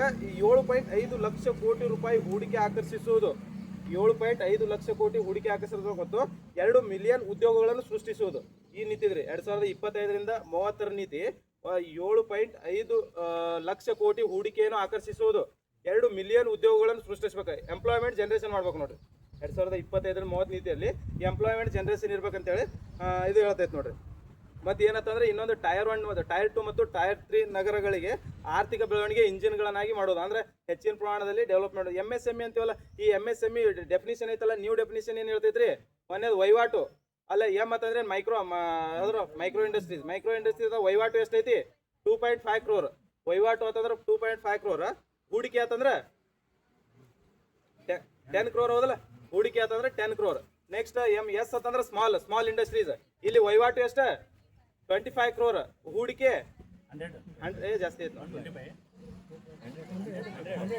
500 ಲಾಸ್ಟಿಗೆ ಐತಿಲ್ಲ 125 ನೋಡ್ರಿ 125 crore ಇಲ್ಲ 100 ನೋಡ್ರಿ ಮತ್ತೆ ಇದು ಕ್ವಶನ್ ಕೇಳ್ಯಾರ ನೋಡಿ KPSC ಕ್ವಶನ್ ಕೇಳ್ಯಾರ ಇದು ಅಂದ್ರ ಈ MSME ಡೆಫಿನಿಷನ್ ಕೇಳ್ಯಾರ ಅಂತಂದ್ರ ಮೈಕ್ರೋ ಇಂಡಸ್ಟ್ರಿ ಅಂತೀವಲ್ಲ ಈ ಮೈಕ್ರೋ ಇಂಡಸ್ಟ್ರಿ ಹೂಡಿಕೆ ಎಷ್ಟು ಇರ್ಬೇಕಂದ್ರೆ 2.5 crore ಇರ್ಬೇಕು ಮತ್ತೆ ಇದು ಹೊಸ ಡೆಫಿನಿಷನ್ ಹಳೆ ಡೆಫಿನಿಷನ್ ಬೇರೆ ಇತ್ತು 1 crore ಇತ್ತು ಇದು 2.5 crore ಹೂಡಿಕೆ ಇರ್ಬೇಕು ವಹಿವಾಟು ಎಷ್ಟು ಇರ್ಬೇಕ 10 crore ಇರ್ಬೇಕು 10 ಕೋಟಿ ವಹಿವಾಟು ಇರ್ಬೇಕು ನೆಕ್ಸ್ಟ್ ಸ್ಮಾಲ್ ಇಂಡಸ್ಟ್ರೀಸ್ಗಳು ಬರ್ತಾವ ಸ್ಮಾಲ್ ಇಂಡಸ್ಟ್ರಿ ಒಳಗೆ ಹೂಡಿಕೆ ಎಷ್ಟು ಇರ್ಬೇಕ 25 crore ಹೂಡಿಕೆ ಇರ್ಬೇಕು, ವಹಿವಾಟು 100 crore ಇರ್ಬೇಕು ನೋಡ್ರಿ. ವಹಿವಾಟು 100 crore ಇರ್ಬೇಕು. ನೆಕ್ಸ್ಟ್ MSME ಎಂ ಅಂತಂದ್ರೆ ಏನೋ ಮೀಡಿಯಂ ಎಂಟರ್ಪ್ರೈಸಸ್ ಬರ್ತಾವ ನೋಡ್ರಿ. ಮೀಡಿಯಂ ಇಂಡಸ್ಟ್ರೀಸ್ ಎಷ್ಟ್ರಿ ವಹಿವಾಟು ಎಷ್ಟು 125, ಹೂಡಿ ಅಲ್ಲ ಒಂದೇದೇ ಅದ ಹೂಡಿಕೆ 125, ವಹಿವಾಟು 500 crore ಇರ್ತೈತಿ ನೋಡಿ. ಜಸ್ಟ್ ಡೆಫಿನಿಷನ್ ನೆನಪಿರ್ಲಿ, ಡೆಫಿನಿಷನ್ ಕ್ವಶನ್ ಕೇಳ್ಯಾರ 2-3 ಸತಿ KPSC ದಾಗ ಈ MSME ಡೆಫಿನಿಷನ್ ಕ್ವಶನ್ ಕೇಳ್ಯಾರ ನೋಡಿ. ಇದು ಕೈಗಾರಿಕೆ. ನೆಕ್ಸ್ಟ್ ಕ್ವಶನ್ ನೋಡು, KTCP ಅನ್ನು ವಿಸ್ತರಿಸಿ. KTCP ಅನ್ನು ವಿಸ್ತರಿಸಿ ಏನಂತಂದ್ರೆ KTCP the Karnataka transparency and control plan ಅಂತ ಹೇಳಿ, Karnataka town and country planning, Karnataka town and controlling plan, Karnataka transport control plan. ಏನು Karnataka transparency and control plan ಅಲ್ಲ, Karnataka town and country planning ನೋಡ್ರಿ. Karnataka town and country planning ಅದು ಬರ್ತೈತಿ. ಇದು ಯಾವಾಗ ಬರ್ತೈತ್ರಿ? ಇದು Karnataka town and country planning act ಯಾವಾಗ ಬರ್ತೈತಿ? 1961 ದಾಗ ಬರ್ತೈತಿ ನೋಡಿ. ಕರ್ನಾಟಕ ಏನದು Karnataka town and country planning act 1961 ಒಳಗೆ ಬರ್ತೈತಿ. ಇದು ಏನಂತಂದ್ರೆ ನಗರಾಭಿವೃದ್ಧಿಯನ್ನು ಹೆಂಗ್ ಭೂ ಬಳಕೆ ಮಾಡುವಾಗ ಈ ಆಕ್ಟ್ ಏನ್ ಹೇಳ್ತೈತಂದ್ರ ಅಲ್ಲಿ ಪ್ಲಾನಿಂಗ್ ಅಂದ್ರೆ ಈ ನಗರ ಬಗ್ಗೆ ಹೆಂಗ್ ಅಭಿವೃದ್ಧಿ ಮಾಡೋದು ಅದ್ರ ಬಗ್ಗೆ ತಿಳಿಸ್ಕೊಡ್ತೈತಿ ನೋಡ್ರಿ. ನಗರಾಭಿವೃದ್ಧಿ ಹೆಂಗ್ ಮಾಡೋದು ಅಂತ ತಿಳಿಸ್ಕೊಡ್ತೈತಿ. ಅಂದ್ರೆ ಕ್ರಮಬದ್ಧವಾಗಿ ನಗರಾಭಿವೃದ್ಧಿಯನ್ನು ಹೆಂಗ್ ಮಾಡೋದು ಅಂತ ಹೇಳಿ. ನಮ್ದು ಈಗ ಇದು ಯಾವ್ದು ಯಾವ ಸಿಟಿ ಧಾರವಾಡ ಎದಕ್ಕೆ ಸೇರಿ ಐತಲ್ಲ ಏನದು ಸ್ಮಾರ್ಟ್ ಸಿಟಿ ಸೇರಿರ್ತಕ್ಕಂಥ ಡಿಸ್ಟಿಕ್ಗಳು ಎಷ್ಟು ಅದಾವ್ರಿ? 7 ಹೌದಲ್ಲ? 7 6 ಹೌದಲ್ಲ? ಯಾವ್ಯಾವ? ಹುಬ್ಳಿ ಧಾರವಾಡ ಒಂದ, ನೆಕ್ಸ್ಟ್ ದಾವಣಗೆರೆ, ಮೈಸೂರಿಲ್ಲ, ಬೆಳಗಾವ್, ತುಮಕೂರು, ಮತ್ತೆ ಮಂಗಳೂರು, ಶಿವಮೊಗ್ಗ ಆತಲ್ಲ 6 ಆತ. 7 ಅದಾವ ನೋಡು, 6 ಅದಾವ. 6 ಆತ. ಇಷ್ಟು ಅಂದ್ರ ಯಾವ ಮಾಡ್ತಾರೆ ಅನ್ನೋದು ಐತಿ ಹೇಳಿದ್ರು. ದಾವಣಗೆರೆ ಹೇಳಿದೆ. ಇಷ್ಟ ಆತಲ್ಲ. ನೆಕ್ಸ್ಟ್ ಕ್ವಶನ್ ನೋಡು. ತಾಲೂಕು ಯೋಜನೆ ಮತ್ತು ಅಭಿವೃದ್ಧಿ ಸಮಿತಿ ಅಧ್ಯಕ್ಷರು ಯಾರಾಗಿರುತ್ತಾರೆ? ತಾಲೂಕು ಯೋಜನೆ ಮತ್ತು ಅಭಿವೃದ್ಧಿ ಸಮಿತಿಯ ಅಧ್ಯಕ್ಷರು ಯಾರಾಗಿರುತ್ತಾರೆ? ತಾಲೂಕ್ ಪಂಚಾಯತಿ ಅಧ್ಯಕ್ಷರು, ಜಿಲ್ಲಾ ಪಂಚಾಯತಿ ಅಧ್ಯಕ್ಷರು, ತಾಲೂಕಿನ ಪ್ರಮುಖ ಭಾಗಗಳನ್ನು ಪ್ರತಿನಿಧಿಸುವ ವಿಧಾನಸಭೆಯ ಸದಸ್ಯರು. ಮೇಲಿನ ಯಾವುದೂ ಅಲ್ಲ. ತಾಲೂಕು ಯೋಜನೆ ಮತ್ತು ಅಭಿವೃದ್ಧಿ ಸಮಿತಿ ಅಧ್ಯಕ್ಷರು ಯಾರಾಗಿರ್ತಾರ? ವಿಧಾನಸಭೆಯ ಸದಸ್ಯರು. ವಿಧಾನಸಭೆ ಅಂದ್ರೆ ತಾಲೂಕಿನ ಪ್ರಮುಖ ಭಾಗಗಳನ್ನು ಪ್ರತಿನಿಧಿಸುವ ಕೆಲವೊಂದು ವಿಧಾನಸಭಾ ಸದಸ್ಯರು ಇರ್ತಾರೆ ನೋಡ್ರಿ. ಅವರು ಇದಾಗಿರ್ತಾರ ನೋಡ್ರಿ. ತಾಲೂಕು ಯೋಜನೆ ಮತ್ತು ಅಭಿವೃದ್ಧಿ ಸಮಿತಿಯ ಅಧ್ಯಕ್ಷರಾಗಿರ್ತಾರೆ. ನೆಕ್ಸ್ಟ್ ಕ್ವಶನ್ ನೋಡ್ರಿ. ಗ್ರಾಮ ಸಭೆಯನ್ನು ಹೀಗೆ ವ್ಯಾಖ್ಯಾನಿಸಲಾಗಿದೆ. ಗ್ರಾಮ ಸಭೆ ಅಂದ್ರೆ ಏನ್ ಹೇಳಬೇಕು? ಹಳ್ಳಿಯ ಎಲ್ಲಾ ಜನರನ್ನು ಒಳಗೊಂಡಿರುವ ಮಂಡಳಿ. ಇದು PUC ಮೇಲಿನ ಕ್ವಶನ್ ಪೇಪರ್ ಮತ್ತೆ SDA ಕ್ವಶನ್ ಇಲ್ಲಿ ನೋಡ್ರಿ. ಹಳ್ಳಿಯ ಎಲ್ಲಾ ಜನರನ್ನು ಒಳಗೊಂಡಿರುವ ಒಂದು ಮಂಡಳಿ. ಗ್ರಾಮ ಮಟ್ಟದ ಗ್ರಾಮ ಪಂಚಾಯತಿ ಪ್ರದೇಶ ಒಳಗಿರುವ ಗ್ರಾಮಕ್ಕೆ ಸಂಬಂಧಿಸಿದ ಮತದಾರರ ಪಟ್ಟಿಯಲ್ಲಿ ನೋಂದಾಯಿತರಾಗಿರುವ ವ್ಯಕ್ತಿಗಳನ್ನು ಒಳಗೊಂಡಿರುವ ಒಂದು ಮಂಡಳಿ. ಎಷ್ಟು ಬಹಳ ದೊಡ್ಡದೈತದಲ್ಲ. ಅಂದ್ರೆ ಇವ್ ನೋಡ್ರಿ, ಅಂದ್ರ ಅಲ್ಲಿ ಒಂದು ಗ್ರಾಮದಲ್ಲಿ 18 ವರ್ಷಕ್ಕಿಂತ ಅವ್ರಿಗೆ ವೋಟಿಂಗ್ ಪವರ್ ಇರ್ತೈತಿ ನೋಡ್ರಿ. ಆ ಗ್ರಾಮದಲ್ಲಿ ಮತದಾರರ ಪಟ್ಟಿಯಲ್ಲಿ ನೋಂದಾಯಿತರಾಗಿರೋ ಎಲ್ಲರೂ ಯಾವ್ದಾರ್ದು ಗ್ರಾಮ ಸಭೆಯ ಸದಸ್ಯರಾಗಿರ್ತಾರೆ ನೋಡ್ರಿ. ಗ್ರಾಮ ಸಭೆಯ ಸದಸ್ಯರಾಗಿರ್ತಾರೆ. ಇಲ್ಲಿ ಜನವಸತಿ ಸಭಾ ಅಂತ ಕಂಡು ಬರ್ತೈತಲ್ಲ. ಜನವಸತಿ ಸಭಾ ಅಂತಂದ್ರೆ ಏನ? ಒಂದ್ ಸಣ್ಣ ಈಗ ಇವ್ ಹೋಗ್ತಿರಪ್ಪ ನೀವು, ಈ ಒಂದ್ ಊರ್ ಐತಿ, ಒಂದ್ ಊರಿಂದ ಒಂದ್ ಸಣ್ಣ ಪ್ರಮಾಣದಲ್ಲಿ ಭೂ ಪ್ರದೇಶದಲ್ಲಿ ವಾಸ ಮಾಡ್ತಿರ್ತಾರ ನೋಡಿ, ಸೈಡಿಗೆ ಹೋಗಿ ಅವ್ರಿಗೆ ಜನವಸತಿ ಸಭಾ. ಇವು ಜನವಸತಿ ಸಭಾ ನೋಡ್ರಿ. ಇವು ಎಲ್ಲ ಜನವಸತಿ ಸಭಾ ಎದಕ್ ಮೀಟಿಂಗ್ ಸೇರ್ತಾರತ್ತಂದ್ರ ವರ್ಷಕ್ಕೊಮ್ಮೆ ವರ್ಷಕ್ಕೆ ಎಷ್ಟು ಬಾರಿ ಮೀಟಿಂಗ್ ಸೇರ್ತಾರ ಇವ್ರು? ವರ್ಷಕ್ಕೆ 2 ಬಾರಿ ನೋಡ್ರಿ. ಕನಿಷ್ಠ ವರ್ಷಕ್ಕೆ 2 ಬಾರಿ, 6 ತಿಂಗಳಿಗೊಮ್ಮೆ ವರ್ಷಕ್ಕೆ 2 ಬಾರಿ ಮೀಟಿಂಗ್ ಸೇರ್ತಾರ. ಇವ್ರು ಎದಕ್ ಸೇರ್ತಾರಂದ್ರ ಅವ್ರ ಊರಾಗ ಕರೆಂಟ್ ಸರಿಯಾಗಿ ಬರ್ಲಿಲ್ಲ, ಕರೆಕ್ಟ್ ಆಗಿ ನೀರ್ ಬರಾತಿಲ್ಲ ಅಂದ್ರ, ಕರೆಕ್ಟ್ ಆಗಿ ಚರಂಡಿ ವ್ಯವಸ್ಥೆ ಇರ್ಲಿಕ್ಕಂದ್ರ ಅದಕ್ಕೋಸ್ಕರ ಈ ಜನವಸತಿ ಸಭಾದವ್ರು ಮೀಟಿಂಗ್ ಸೇರ್ತಾರ. ನೆಕ್ಸ್ಟ್ ಜನವಸತಿ ಸಭಾ ಆದ್ಮೇಲೆ ಇನ್ನೊಂದು ವಾರ್ಡ್ ಸಭಾ ಬರ್ತೈತಲ್ಲ. ವಾರ್ಡ್ ಸಭಾ ಅಂತಂದ್ರೆ ಜನವಸತಿ ಸಭಾ ಕಂಪೇರ್ ಮಾಡಿದ್ರೆ ಅದಕ್ಕಿಂತ ದೊಡ್ಡದಿರ್ತೈತಿ, ಸ್ವಲ್ಪ ದೊಡ್ಡದಿರ್ತೈತಿ. ಅಂದ್ರೆ ಪಟ್ಟಣ ಗತ್ಲೆ ಇರ್ತೈತಿ. ನಿಮ್ದೆಲ್ಲ ಪಟ್ಟಣ ಪಂಚಾಯತಿ ಅಂತ ಅಂತೀವಲ್ಲ, ಅದು ವಾರ್ಡ್ ಸಭಾ. ಮೀನಿಂಗ್ ಅದ್ರದ್ದು ವಾರ್ಡ್ ಸಭಾ ಬರ್ತೈತಿ. ಈ ವಾರ್ಡ್ ಸಭಾ ಕನಿಷ್ಠ ಎಷ್ಟು ತಿಂಗಳಿಗೊಮ್ಮೆ ಮೀಟಿಂಗ್ ಸೇರ್ತೈತಿ? ಇದನ್ನು 6 ತಿಂಗಳಿಗೊಮ್ಮೆ ಮೀಟಿಂಗ್ ಸೇರ್ತೈತಿ ನೋಡ್ರಿ. 6 ತಿಂಗಳಿಗೊಮ್ಮೆ ಮೀಟಿಂಗ್ ಸೇರ್ತೈತಿ. ಅಂದ್ರೆ ನಿರ್ದಿಷ್ಟ ಚುನಾವಣೆಯಲ್ಲಿ ಅಲ್ಲಿ ಆ ಏರಿಯಾದಲ್ಲಿರುವ ನಿರ್ದಿಷ್ಟ ವಾರ್ಡ್ ನಲ್ಲಿ ಪ್ರತಿಯೊಬ್ಬ ನೋಂದಾಯಿತ ಸದಸ್ಯರು ನೋಡಿ ಅವರೆಲ್ಲ ಇದಕ್ಕೆ ಸದಸ್ಯರಿರ್ತಾರೆ. ಇವರು ಅಲ್ಲೆಲ್ಲ ವೋಟಿಂಗ್ ಅಂದ್ರೆ ಆ ಏರಿಯಾದಲ್ಲಿರುವ ಎಲ್ಲಾ ಪ್ರತಿಯೊಬ್ಬರು ವೋಟ್ ಮಾಡಕ್ ಎಲಿಜಿಬಲ್ ಇರುವ ಎಲ್ಲಾ ಸದಸ್ಯರು ಇಲ್ಲಿ ಇದರ ಸದಸ್ಯರಿರ್ತಾರ. ಅಂದ್ರೆ ಇದು ವಾರ್ಡ್ ಸಭಾ. ಇದು ಒಂದ್ ನೆನಪಿಟ್ಕೋ. ವಾರ್ಡ್ ಸಭಾ ಏನಂತಂದ್ರ ಗ್ರಾಮ ಸಭಾ ಈಗ 1 ತಿಂಗಳ ಮುಂಚೆ ಮೀಟಿಂಗ್ ಐತಂದ್ರ ಈ ವಾರ್ಡ್ ಸಭಾ 1 ತಿಂಗಳ ಮುಂಚೆ ಮೀಟಿಂಗ್ ಮುಗ್ದಿರ್ಬೇಕು ನೋಡು. ಈಗ ಗ್ರಾಮ ಸಭಾದ ಇಲ್ಲಿದಿಂದ 1 ತಿಂಗಳ ಮುಂಚೆ ಐತ್ ಮೀಟಿಂಗ್. ಹಂಗಂದ್ರೆ ಇದು ಇವತ್ತು ಮೀಟಿಂಗ್ ಮುಗ್ದಿರ್ಬೇಕು ಇದಕ್ಕೆ. ಅಂದ್ರ ಗ್ರಾಮ ಸಭಾ 1 ತಿಂಗಳ ಮುಂಚೆ ಇರೋ ಇನ್ನು 1 ತಿಂಗಳ ಮುಂಚೆನೆ ಇಟ್ಕೊಂಡು ಗ್ರಾಮ ಸಭಾದ ಮೀಟಿಂಗ್ ಐತಂದ್ರ ಅದ್ರ ಮುಂಚೆನೆ 1 ತಿಂಗಳ ಮುಂಚೆ ಈ ವಾರ್ಡ್ ಸಭಾದ ಮೀಟಿಂಗ್ ಮುಗ್ದಿರ್ಬೇಕು ನೋಡ್ರಿ. ವಾರ್ಡ್ ಸಭಾದ ಮೀಟಿಂಗ್ ಮುಗಿದಿರ್ಬೇಕು. ಇಷ್ಟ ಗೊತ್ತಿರಲಿ ಅವು ಗ್ರಾಮ ಸಭಾ, ವಾರ್ಡ್ ಸಭಾ ಮತ್ತು ಜನವಸತಿ ಸಭಾ ಅಂತ ಬರ್ತಾವ. ಮತ್ತೆ ಇದು ಗ್ರಾಮ ಸಭಾ ಐತಿ ನೋಡ್ರಿ. ಗ್ರಾಮ ಸಭಾ ಎಷ್ಟು ಅಂದ್ರ ವರ್ಷಕ್ಕೆ ಎಷ್ಟು ಸತಿ ಮೀಟಿಂಗ್ ಸೇರ್ತೈತಿ ಕನಿಷ್ಠ ಗ್ರಾಮ ಸಭಾ ಅಂದ್ರ 6 ತಿಂಗಳಿಗೊಮ್ಮೆ ಕನಿಷ್ಠ 6 ತಿಂಗಳಿಗೊಮ್ಮೆ ಅದು ಸೇರ್ಬೇಕು. ಅಂದ್ರ ಒಂದ್ ವರ್ಷಕ್ಕೆ 4 ಸಲ ಸೇರ್ತೈತಿ ನೋಡ್ರಿ. ಒಂದ್ ವರ್ಷಕ್ಕೆ 4 ಸಲ ಮೀಟಿಂಗ್ ಸೇರ್ತೈತಿ. ಕನಿಷ್ಠ 6 ತಿಂಗಳಿಗೆ ಒಂದ್ಸಲ ಆದ್ರೂ ಸೇರ್ಬೇಕು.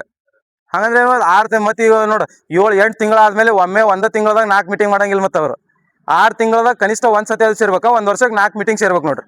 ಒಂದ್ ವರ್ಷಕ್ಕೆ 4 ಮೀಟಿಂಗ್ ಆದ್ರೂ ಸೇರ್ಬೇಕು ನೋಡ್ರಿ ಗ್ರಾಮ ಸಭೆ ಮೀಟಿಂಗ್ದಾಗ. ಇವೆಲ್ಲ ನೀವೆಲ್ಲ ಸದಸ್ಯರಲ್ಲಿ ಮೀಟಿಂಗ್ದಾಗ, ಹೌದಲ್ಲ? ಎಲ್ಲ ಸದಸ್ಯರು ಇರ್ತಾರ. ಏನ್ರಿ ನೆಕ್ಸ್ಟ್ ಕ್ವಶನ್ ನೋಡು. ಗ್ರಾಮ ಪಂಚಾಯತಿ ಸದಸ್ಯರು ಆಸ್ತಿ ಮತ್ತು ಹೊಣೆಗಾರಿಕೆ ಘೋಷಣೆಯನ್ನು ಯಾವ ಸಮಯದಲ್ಲಿ ಸಲ್ಲಿಸಬೇಕು? ಮುಂಚೆನೆ ಸಲ್ಲಿಸ್ಬೇಕು. ಇಲ್ಲಿ ಆಪ್ಷನ್ ಹೇಳಿ. ಅವಧಿ ಪೂರ್ಣಗೊಂಡ ನಂತರ ಮಾತ್ರ, ಸಾರ್ವಜನಿಕರು ಕೇಳಿದಾಗ ಮಾತ್ರ, ಕಾನೂನಿನಲ್ಲಿ ನಿಗದಿಪಡಿಸಿದ ಸಮಯದಲ್ಲಿ, ಸಾಮಾನ್ಯವಾಗಿ ಚುನಾವಣೆ ಸಮಯದಲ್ಲಿ ಮತ್ತು ನಂತರ ನಿಗದಿಪಡಿಸಿದ ಅವಧಿಯಲ್ಲಿ. ಮೇಲಿನ ಯಾವುದೂ ಅಲ್ಲ. ಇದ ನೋಡು, ಕಾನೂನಿನಲ್ಲಿ ನಿಗದಿಪಡಿಸಿದ ಸಮಯದಲ್ಲಿ ಅಂದ್ರೆ ಕಾನೂನಿದಾಗ ಏನ್ ನಿಗದಿಪಡಿಸ್ಯಾರ ಮುಂಚೆನೆ ಅವನ ಅರ್ಹತೆಗಳು, ಅವನ ಆಸ್ತಿ ಎಷ್ಟೈತಿ, ಅವನ ಗಂಡ ಮಕ್ಕಳು ಎಷ್ಟು ಅದಾರ, ಅವೆಲ್ಲ ಎಲೆಕ್ಷನ್ ಮುಂಚೆ ಹೌದು ಅವೆಲ್ಲ ಮಕ್ಕಳು ಎಷ್ಟು ಅದಾರ ಎಲ್ಲ ಹೇಳ್ಬೇಕು ಅವ್ರು. ಇಲ್ಲಿ ಪಾರ್ಟಿಸಿಪೇಟ್ ಮಾಡ್ತಿದ್ದಲ್ಲ ನೀ ಏನಾದ್ರು ಗ್ರಾಮ ಪಂಚಾಯತಿ ಎಲೆಕ್ಷನ್ ನಿಲ್ತಿ ಅಂದ್ರ ನಿನ್ ಪ್ರತಿಯೊಂದು ಆಸ್ತಿ ಎಷ್ಟೈತೆ ಅಂತ ಹೇಳ್ಬೇಕು. ಅವು ಆಸ್ತಿ ಗೀಸ್ತಿ ಎಲ್ಲ ಹೇಳಿ. ಮತ್ತೆ ಇತ್ತೀಚೆಗೆ ಈ ಗ್ರಾಮ ಪಂಚಾಯತಿ ಎಲೆಕ್ಷನ್ಗೆ, ಇತ್ತೀಚೆಗೆಲ್ಲ ಭಾಳ ದಿನ ಆತ, ಈ ಗ್ರಾಮ ಪಂಚಾಯತಿ ಎಲೆಕ್ಷನ್ಗೆ ವಿದ್ಯಾರ್ಹತೆಯನ್ನು ಇದು ಮಾಡಿದ ರಾಜ್ಯ ಯಾವ್ದ್ರಿ? ಮೊದಲ ಬಾರಿಗೆ ರಾಜಸ್ಥಾನ ಹೌದಲ್ಲ. ಅಂದ್ರೆ ಇಷ್ಟು SLC ಪಾಸ್ ಆದವ್ರು ಮಾತ್ರ ಇಲ್ಲಿ ಇದಕ್ಕೆ ಗ್ರಾಮ ಪಂಚಾಯತಿ ಎಲೆಕ್ಷನ್ಗೆ ಕಾಂಪೀಟ್ ಮಾಡ್ಬೋದು, ಹೌದಲ್ಲ? ಹಿಂಗೆ ಇರ್ಬೇಕ್ರಿ, ವಿದ್ಯಾರ್ಹತೆ ಇರ್ಬೇಕು. ಹುಚ್ಚರಿಗೆ ಏನು ಗೊತ್ತಿರಲ್ಲ ನೋಡು, ಅವ್ರ ಕೈಯಾಗ ಅಧಿಕಾರ ಕೊಟ್ಟೆಲ್ಲ ಹೊಲಸಕ್ಕೈತೆಲ್ಲ ಅವು.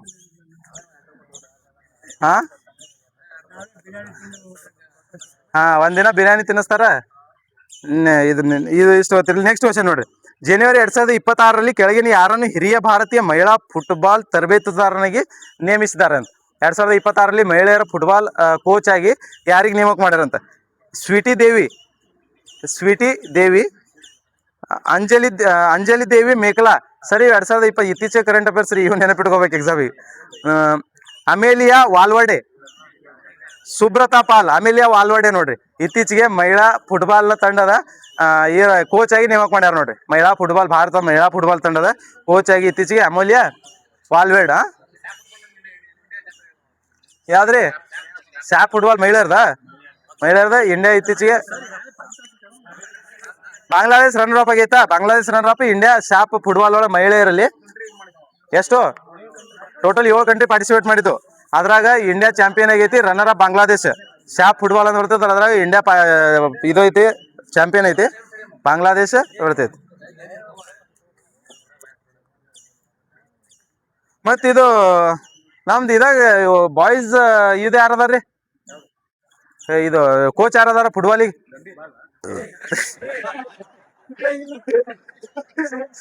ಗಂಭೀರ್ ಅವರು ಕ್ರಿಕೆಟಿಗೆ ಅದಾರ.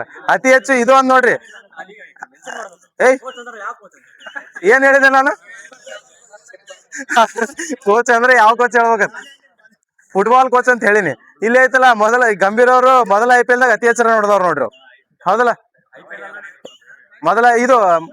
ಮೊದಲ world cup T20 world cup, ಮೊದಲ T20 ವರ್ಲ್ಡ್ ಕಪ್ 2007ರಾಗ ನಡೀತಲ್ರಿ. ಅಲ್ಲಿ ಇಂಡಿಯಾ ಗೆದ್ದಿತ್ತು, ಪಾಕಿಸ್ತಾನ ರನ್ನರ್ ಅಪ್ ಆಗಿತ್ತಲ್ಲ. ದಕ್ಷಿಣ ಆಫ್ರಿಕಾದಾಗ ಆತಿಥ್ಯ ವಹಿಸಿತ್ತು. ಅಲ್ಲಿ ಖಾಲಿದ್ ಜಮೀರ್ ಅಹಮದ್ ಅಂತ ನೆನ್ಬಿಡುವ. ಜಮೀನ್ ಅದ ನೋಡ್ರಿ. ಜಮೀನ್ ಅವರು ಭಾರತೀಯ ಪುರುಷರ ಫುಟ್ಬಾಲ್ನ ಕೋಚ್ ಅದಾರ ನೋಡ್ರಿ. ನೆಕ್ಸ್ಟ್ ಇಲ್ಲಿ ಐತಿ. ನೆಕ್ಸ್ಟ್ ಕ್ವಶನ್ ನೋಡ. ಖೇಲೋ ಇಂಡಿಯಾ ಚಳಿಗಾಲ ಕ್ರೀಡಾಕೂಟ 6ನೇ ಆವೃತ್ತಿ.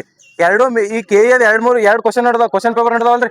ಅವ್ ಎದ್ರಾಗ ಈ ಖೇಲೋ ಇಂಡಿಯಾ ಕ್ವಶನ್ ಕೇಳ್ಯಾರ ನೋಡ್ರಿ. ಸೊ 2 ಚಳಿಗಾಲನ ಕೇಳ್ಯಾರ. ಮೊನ್ನೆ NWKSRTC ಗ್ರೂಪ್ ಬಿದ್ ನಡೀತಾ, ಅದ್ರಾಗೂ ಇತ್ತ, ಇದ್ರಾಗೂ ಖೇಲೋ ಇಂಡಿಯಾ ಕೇಳ್ಯಾರ ನೋಡ್ರಿ. ಖೇಲೋ ಇಂಡಿಯಾ ಚಳಿಗಾಲ ಕ್ರೀಡಾಕೂಟ 6ನೇ ಆವೃತ್ತಿ 2026 ಸಂಬಂಧಿಸಿದಂತೆ ಕೆಳಗಿನ ಹೇಳಿಕೆಗಳನ್ನು ಪರಿಗಣಿಸಿ, ಯಾವುದು ಸರಿಯಾಗಿದೆ ಅವುಗಳನ್ನು ಉತ್ತರಿಸಿ. ಇದು ಧರ್ಮಶಾಲಾಂಗಣದಲ್ಲಿ ಪ್ರಾರಂಭವಾಯಿತು. ಧರ್ಮಶಾಲಾದ HPC ಕ್ರೀಡಾಂಗಣದಲ್ಲಿ ಪ್ರಾರಂಭ ಆಯ್ತು.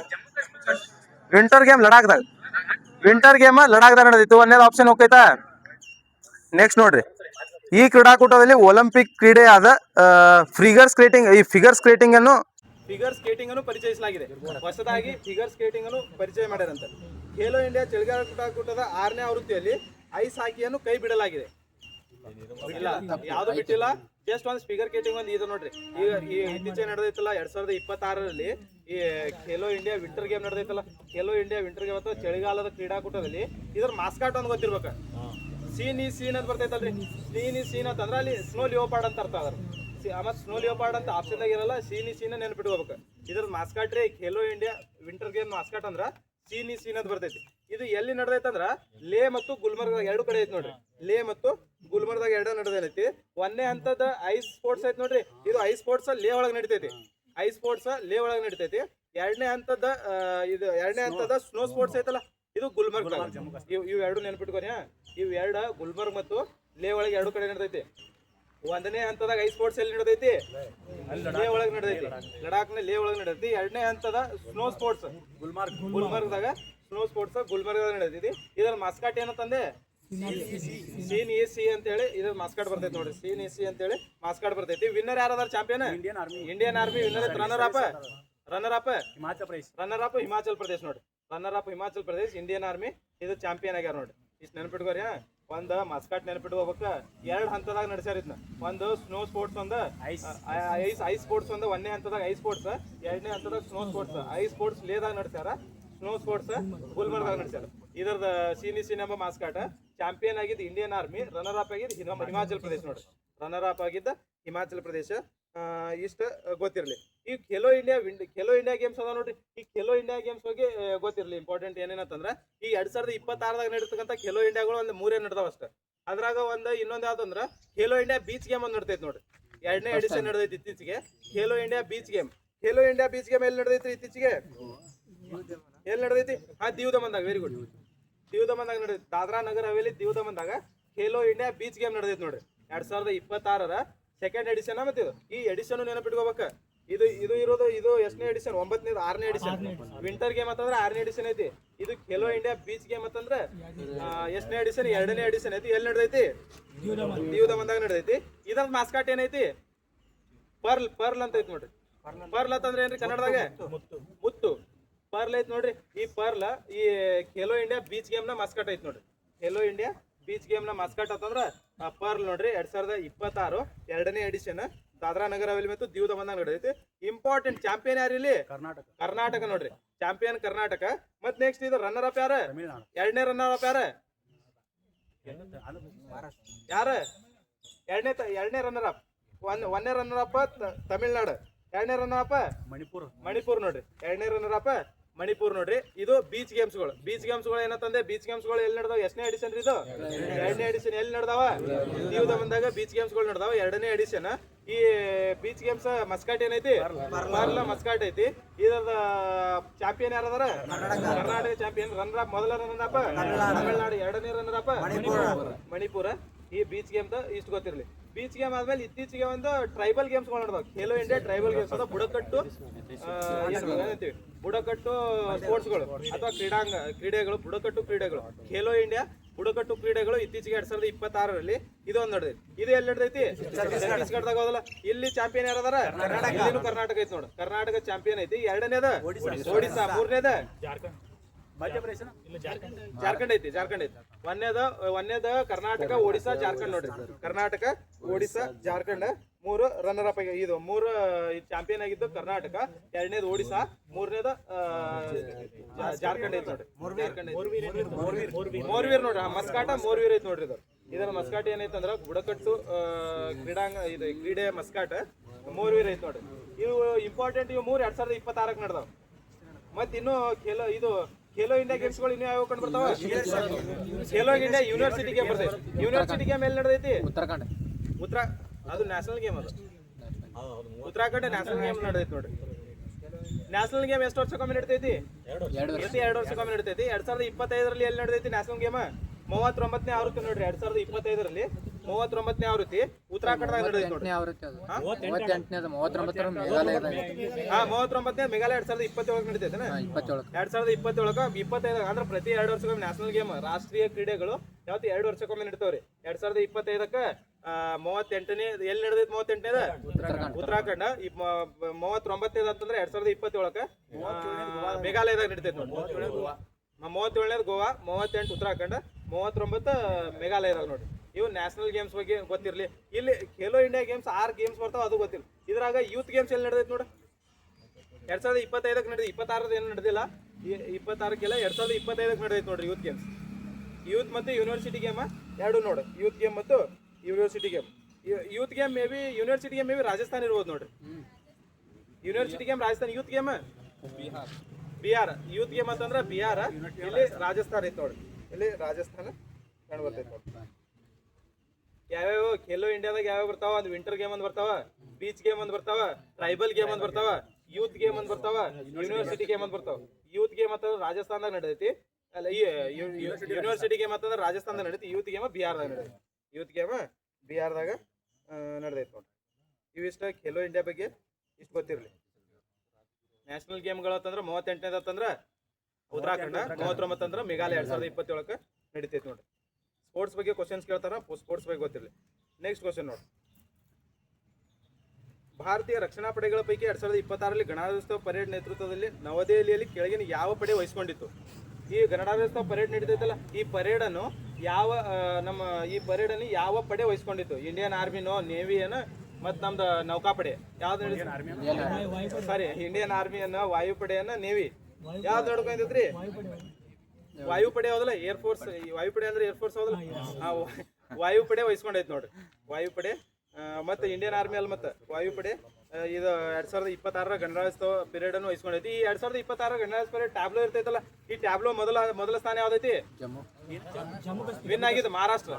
ಫಸ್ಟ್ ಮಹಾರಾಷ್ಟ್ರ. ಎರಡನೇದು ಜಮ್ಮು. ಮಹಾರಾಷ್ಟ್ರದ ಏನದು? ಗಣೇಶೋತ್ಸವ. ಗಣೇಶೋತ್ಸವದ ಬಗ್ಗೆ ಮಹಾರಾಷ್ಟ್ರದ ಜಮ್ಮುದ ಸಾಂಪ್ರದಾಯಿಕ ಕರಕುಶಲಗಳು. ಮೂರನೇದು ಯಾವ್ದೈತಿ? ಯಾವ್ದ? ಕೇರಳದ ವಾಟರ್ ಮೆಟ್ರೋ. ಕೇರಳದ ಹೌದಲ್ಲ, ಕೇರಳದ ಅಂಡರ್ ವಾಟರ್ ಅಥವಾ ವಾಟರ್ ಮೆಟ್ರೋ ಅಂತೀವಲ್ಲ, ಕೇರಳದ ವಾಟರ್ ಮೆಟ್ರೋ ಮತ್ತು 100% ಡಿಜಿಟಲ್ ಸಾಕ್ಷರತೆ ಅಂತೇಳಿ. ಒಂದೇದು ಫಸ್ಟ್ ಸ್ಥಾನ ಪಡೆದ ಮಹಾರಾಷ್ಟ್ರ ಗಣೇಶೋತ್ಸವ. ಎರಡನೇದತ್ತಂದ್ರೆ ಜಮ್ಮು ಕಾಶ್ಮೀರ ಕರಕುಶಲ ವಸ್ತುಗಳು. ಮೂರನೇದತ್ತಂದ್ರೆ ಕೇರಳ ವಾಟರ್ ಮೆಟ್ರೋ ಮತ್ತು 100% ಡಿಜಿಟಲ್ ಲಿಟ್ರಸಿ, 100% ಡಿಜಿಟಲ್ ಸಾಕ್ಷರತೆ ಇದರ ಥೀಮ್ ಇರ್ತಾವ. ಸಚಿವಾಲಯ ಯಾವ್ದ? ಮೊದಲ ಪಡೆದ ಸಚಿವಾಲಯ ಸಂಸ್ಕೃತ ಸಚಿವಾಲಯ ನೋಡ್ರಿ. ಸಚಿವಾಲಯ ಅಂದ್ರೆ ಇದು ಅದರ ಅಂಡರ್ ಬರೋದು ಅನ್ನತಿಲ್ಲ, ಟ್ಯಾಬ್ಲೋ ಕೊಡೋದು ಸಚಿವಾಲಯ ಅನ್ನತಿಲ್ಲ. ಇದ್ರಾಗ ಸಚಿವಾಲಯದಾಗ ಯಾವ ಸಚಿವಾಲಯ ಮೊದಲ ಸ್ಥಾನ ಪಡೆದೈತಿ ಅಂತೇಳಿ? ಸಂಸ್ಕೃತ ಸಚಿವಾಲಯ ನೋಡ್ರಿ. ಸಂಸ್ಕೃತ ಸಚಿವಾಲಯ ಐತಿ ನೋಡ್ರಿ. ಇವೆಲ್ಲ ಟ್ಯಾಬ್ಲೋ ಕೊಡುವಂತ ಮಿನಿಸ್ಟ್ರಿ ಯಾವ್ದ? ಡಿಫೆನ್ಸ್ ನೋಡ್ರಿ. ಇವೆಲ್ಲ ಡಿಫೆನ್ಸ್ ಮಿನಿಸ್ಟ್ರಿ ಅಂಡರ್ ಬರ್ತೈತಿ. ರಕ್ಷಣಾ ಸಚಿವಾಲಯ ಅಂದ್ರೆ ಇವೆಲ್ಲ ಬರ್ತಾವ ನೋಡ್ರಿ. ಮಿನಿಸ್ಟ್ರಿ ಆಫ್ ಡಿಫೆನ್ಸ್ ನೋಡ್ರಿ. ಡಿಫೆನ್ಸ್ ಮಿನಿಸ್ಟ್ರಿಗೆ ಇವು ಬರ್ತಾವ. ಮತ್ತು ನೆಕ್ಸ್ಟ್ ಇಲ್ಲಿ ಇನ್ನೊಂದು ಇವು ಇಷ್ಟ ಅವ್ರು ಕೊಟ್ಟಿರ್ತಾರಲ್ಲ, ಕೆಲವೊಂದು ಇದು ಕೊಡ್ತಾರಲ್ರಿ ಜನಪ್ರಿಯವಾಗಿ ಆನ್ಲೈನ್ದಾಗ. ಒಂದೇದು ಯಾವ್ದೈತಿ? ಅದು ಆನ್ಲೈನ್ದಾಗ ಅದ ವೋಟಿಂಗ್ ಆನ್ಲೈನ್ ಎರಡು ಒಂದ ಯಾವ್ದು? ಒಂದೇದು ಯಾವ್ದು? ಗುಜರಾತ್. ಎರಡನೇದ ಉತ್ತರ ಪ್ರದೇಶ. ಮೂರನೇದ ರಾಜಸ್ಥಾನ. ಗುಜರಾತ್, ಉತ್ತರ ಪ್ರದೇಶ, ರಾಜಸ್ಥಾನ ಇವು ನಮ್ಮಂತವ್ರು ಮೊಬೈಲ್ದಾಗ ಮಾಡಿದ್ದು. ಗುಜರಾತ್, ಉತ್ತರ ಪ್ರದೇಶ, ರಾಜಸ್ಥಾನ. ಇಲ್ಲಿ ಅಂತಂದ್ರ ಮಹಾರಾಷ್ಟ್ರ, ಜಮ್ಮು ಕಾಶ್ಮೀರ ಮತ್ತು ಕೇರಳ. ಮಹಾರಾಷ್ಟ್ರ, ಜಮ್ಮು ಕಾಶ್ಮೀರ ಮತ್ತು ಕೇರಳ. ಸಚಿವಾಲಯ ಅಂತಂದ್ರ ಸಂಸ್ಕೃತ ಸಚಿವಾಲಯ ನೋಡಿ.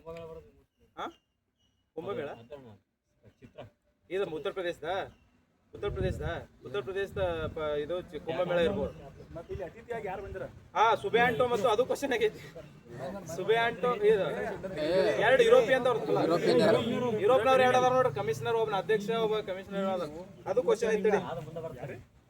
ಇದ್ರಾಗ 2-3 ಕ್ವಶನ್ ಅವಾಗ ಕೇಳ. ಒಂದೇ ಕ್ವಶನ್ ಪೇಪರ್ದಾಗ. ನೆಕ್ಸ್ಟ್ ಕ್ವಶನ್ ನೋಡೋ. ನೆಕ್ಸ್ಟ್ ಒಂದು ನೋಡು. ಈ ಕೆಳಗಿನ ತಪ್ಪಾದ ಹೊಂದಾಣಿಕೆಯ ಜೋಡಿಗಳನ್ನು ಗುರುತಿಸಿ. ಅಮೃತ್ ಉದ್ಯಾನ ನವದೆಹಲಿಯಲ್ಲಿ. ಅಮೃತ್ ಉದ್ಯಾನವನ ನವದೆಹಲಿ. Shalimar Bagh Srinagar. Next Lodhi garden Agra. Acharya Jagadish Chandra Bose Cuttack. Lodhi garden ಎಲ್ಲಿ?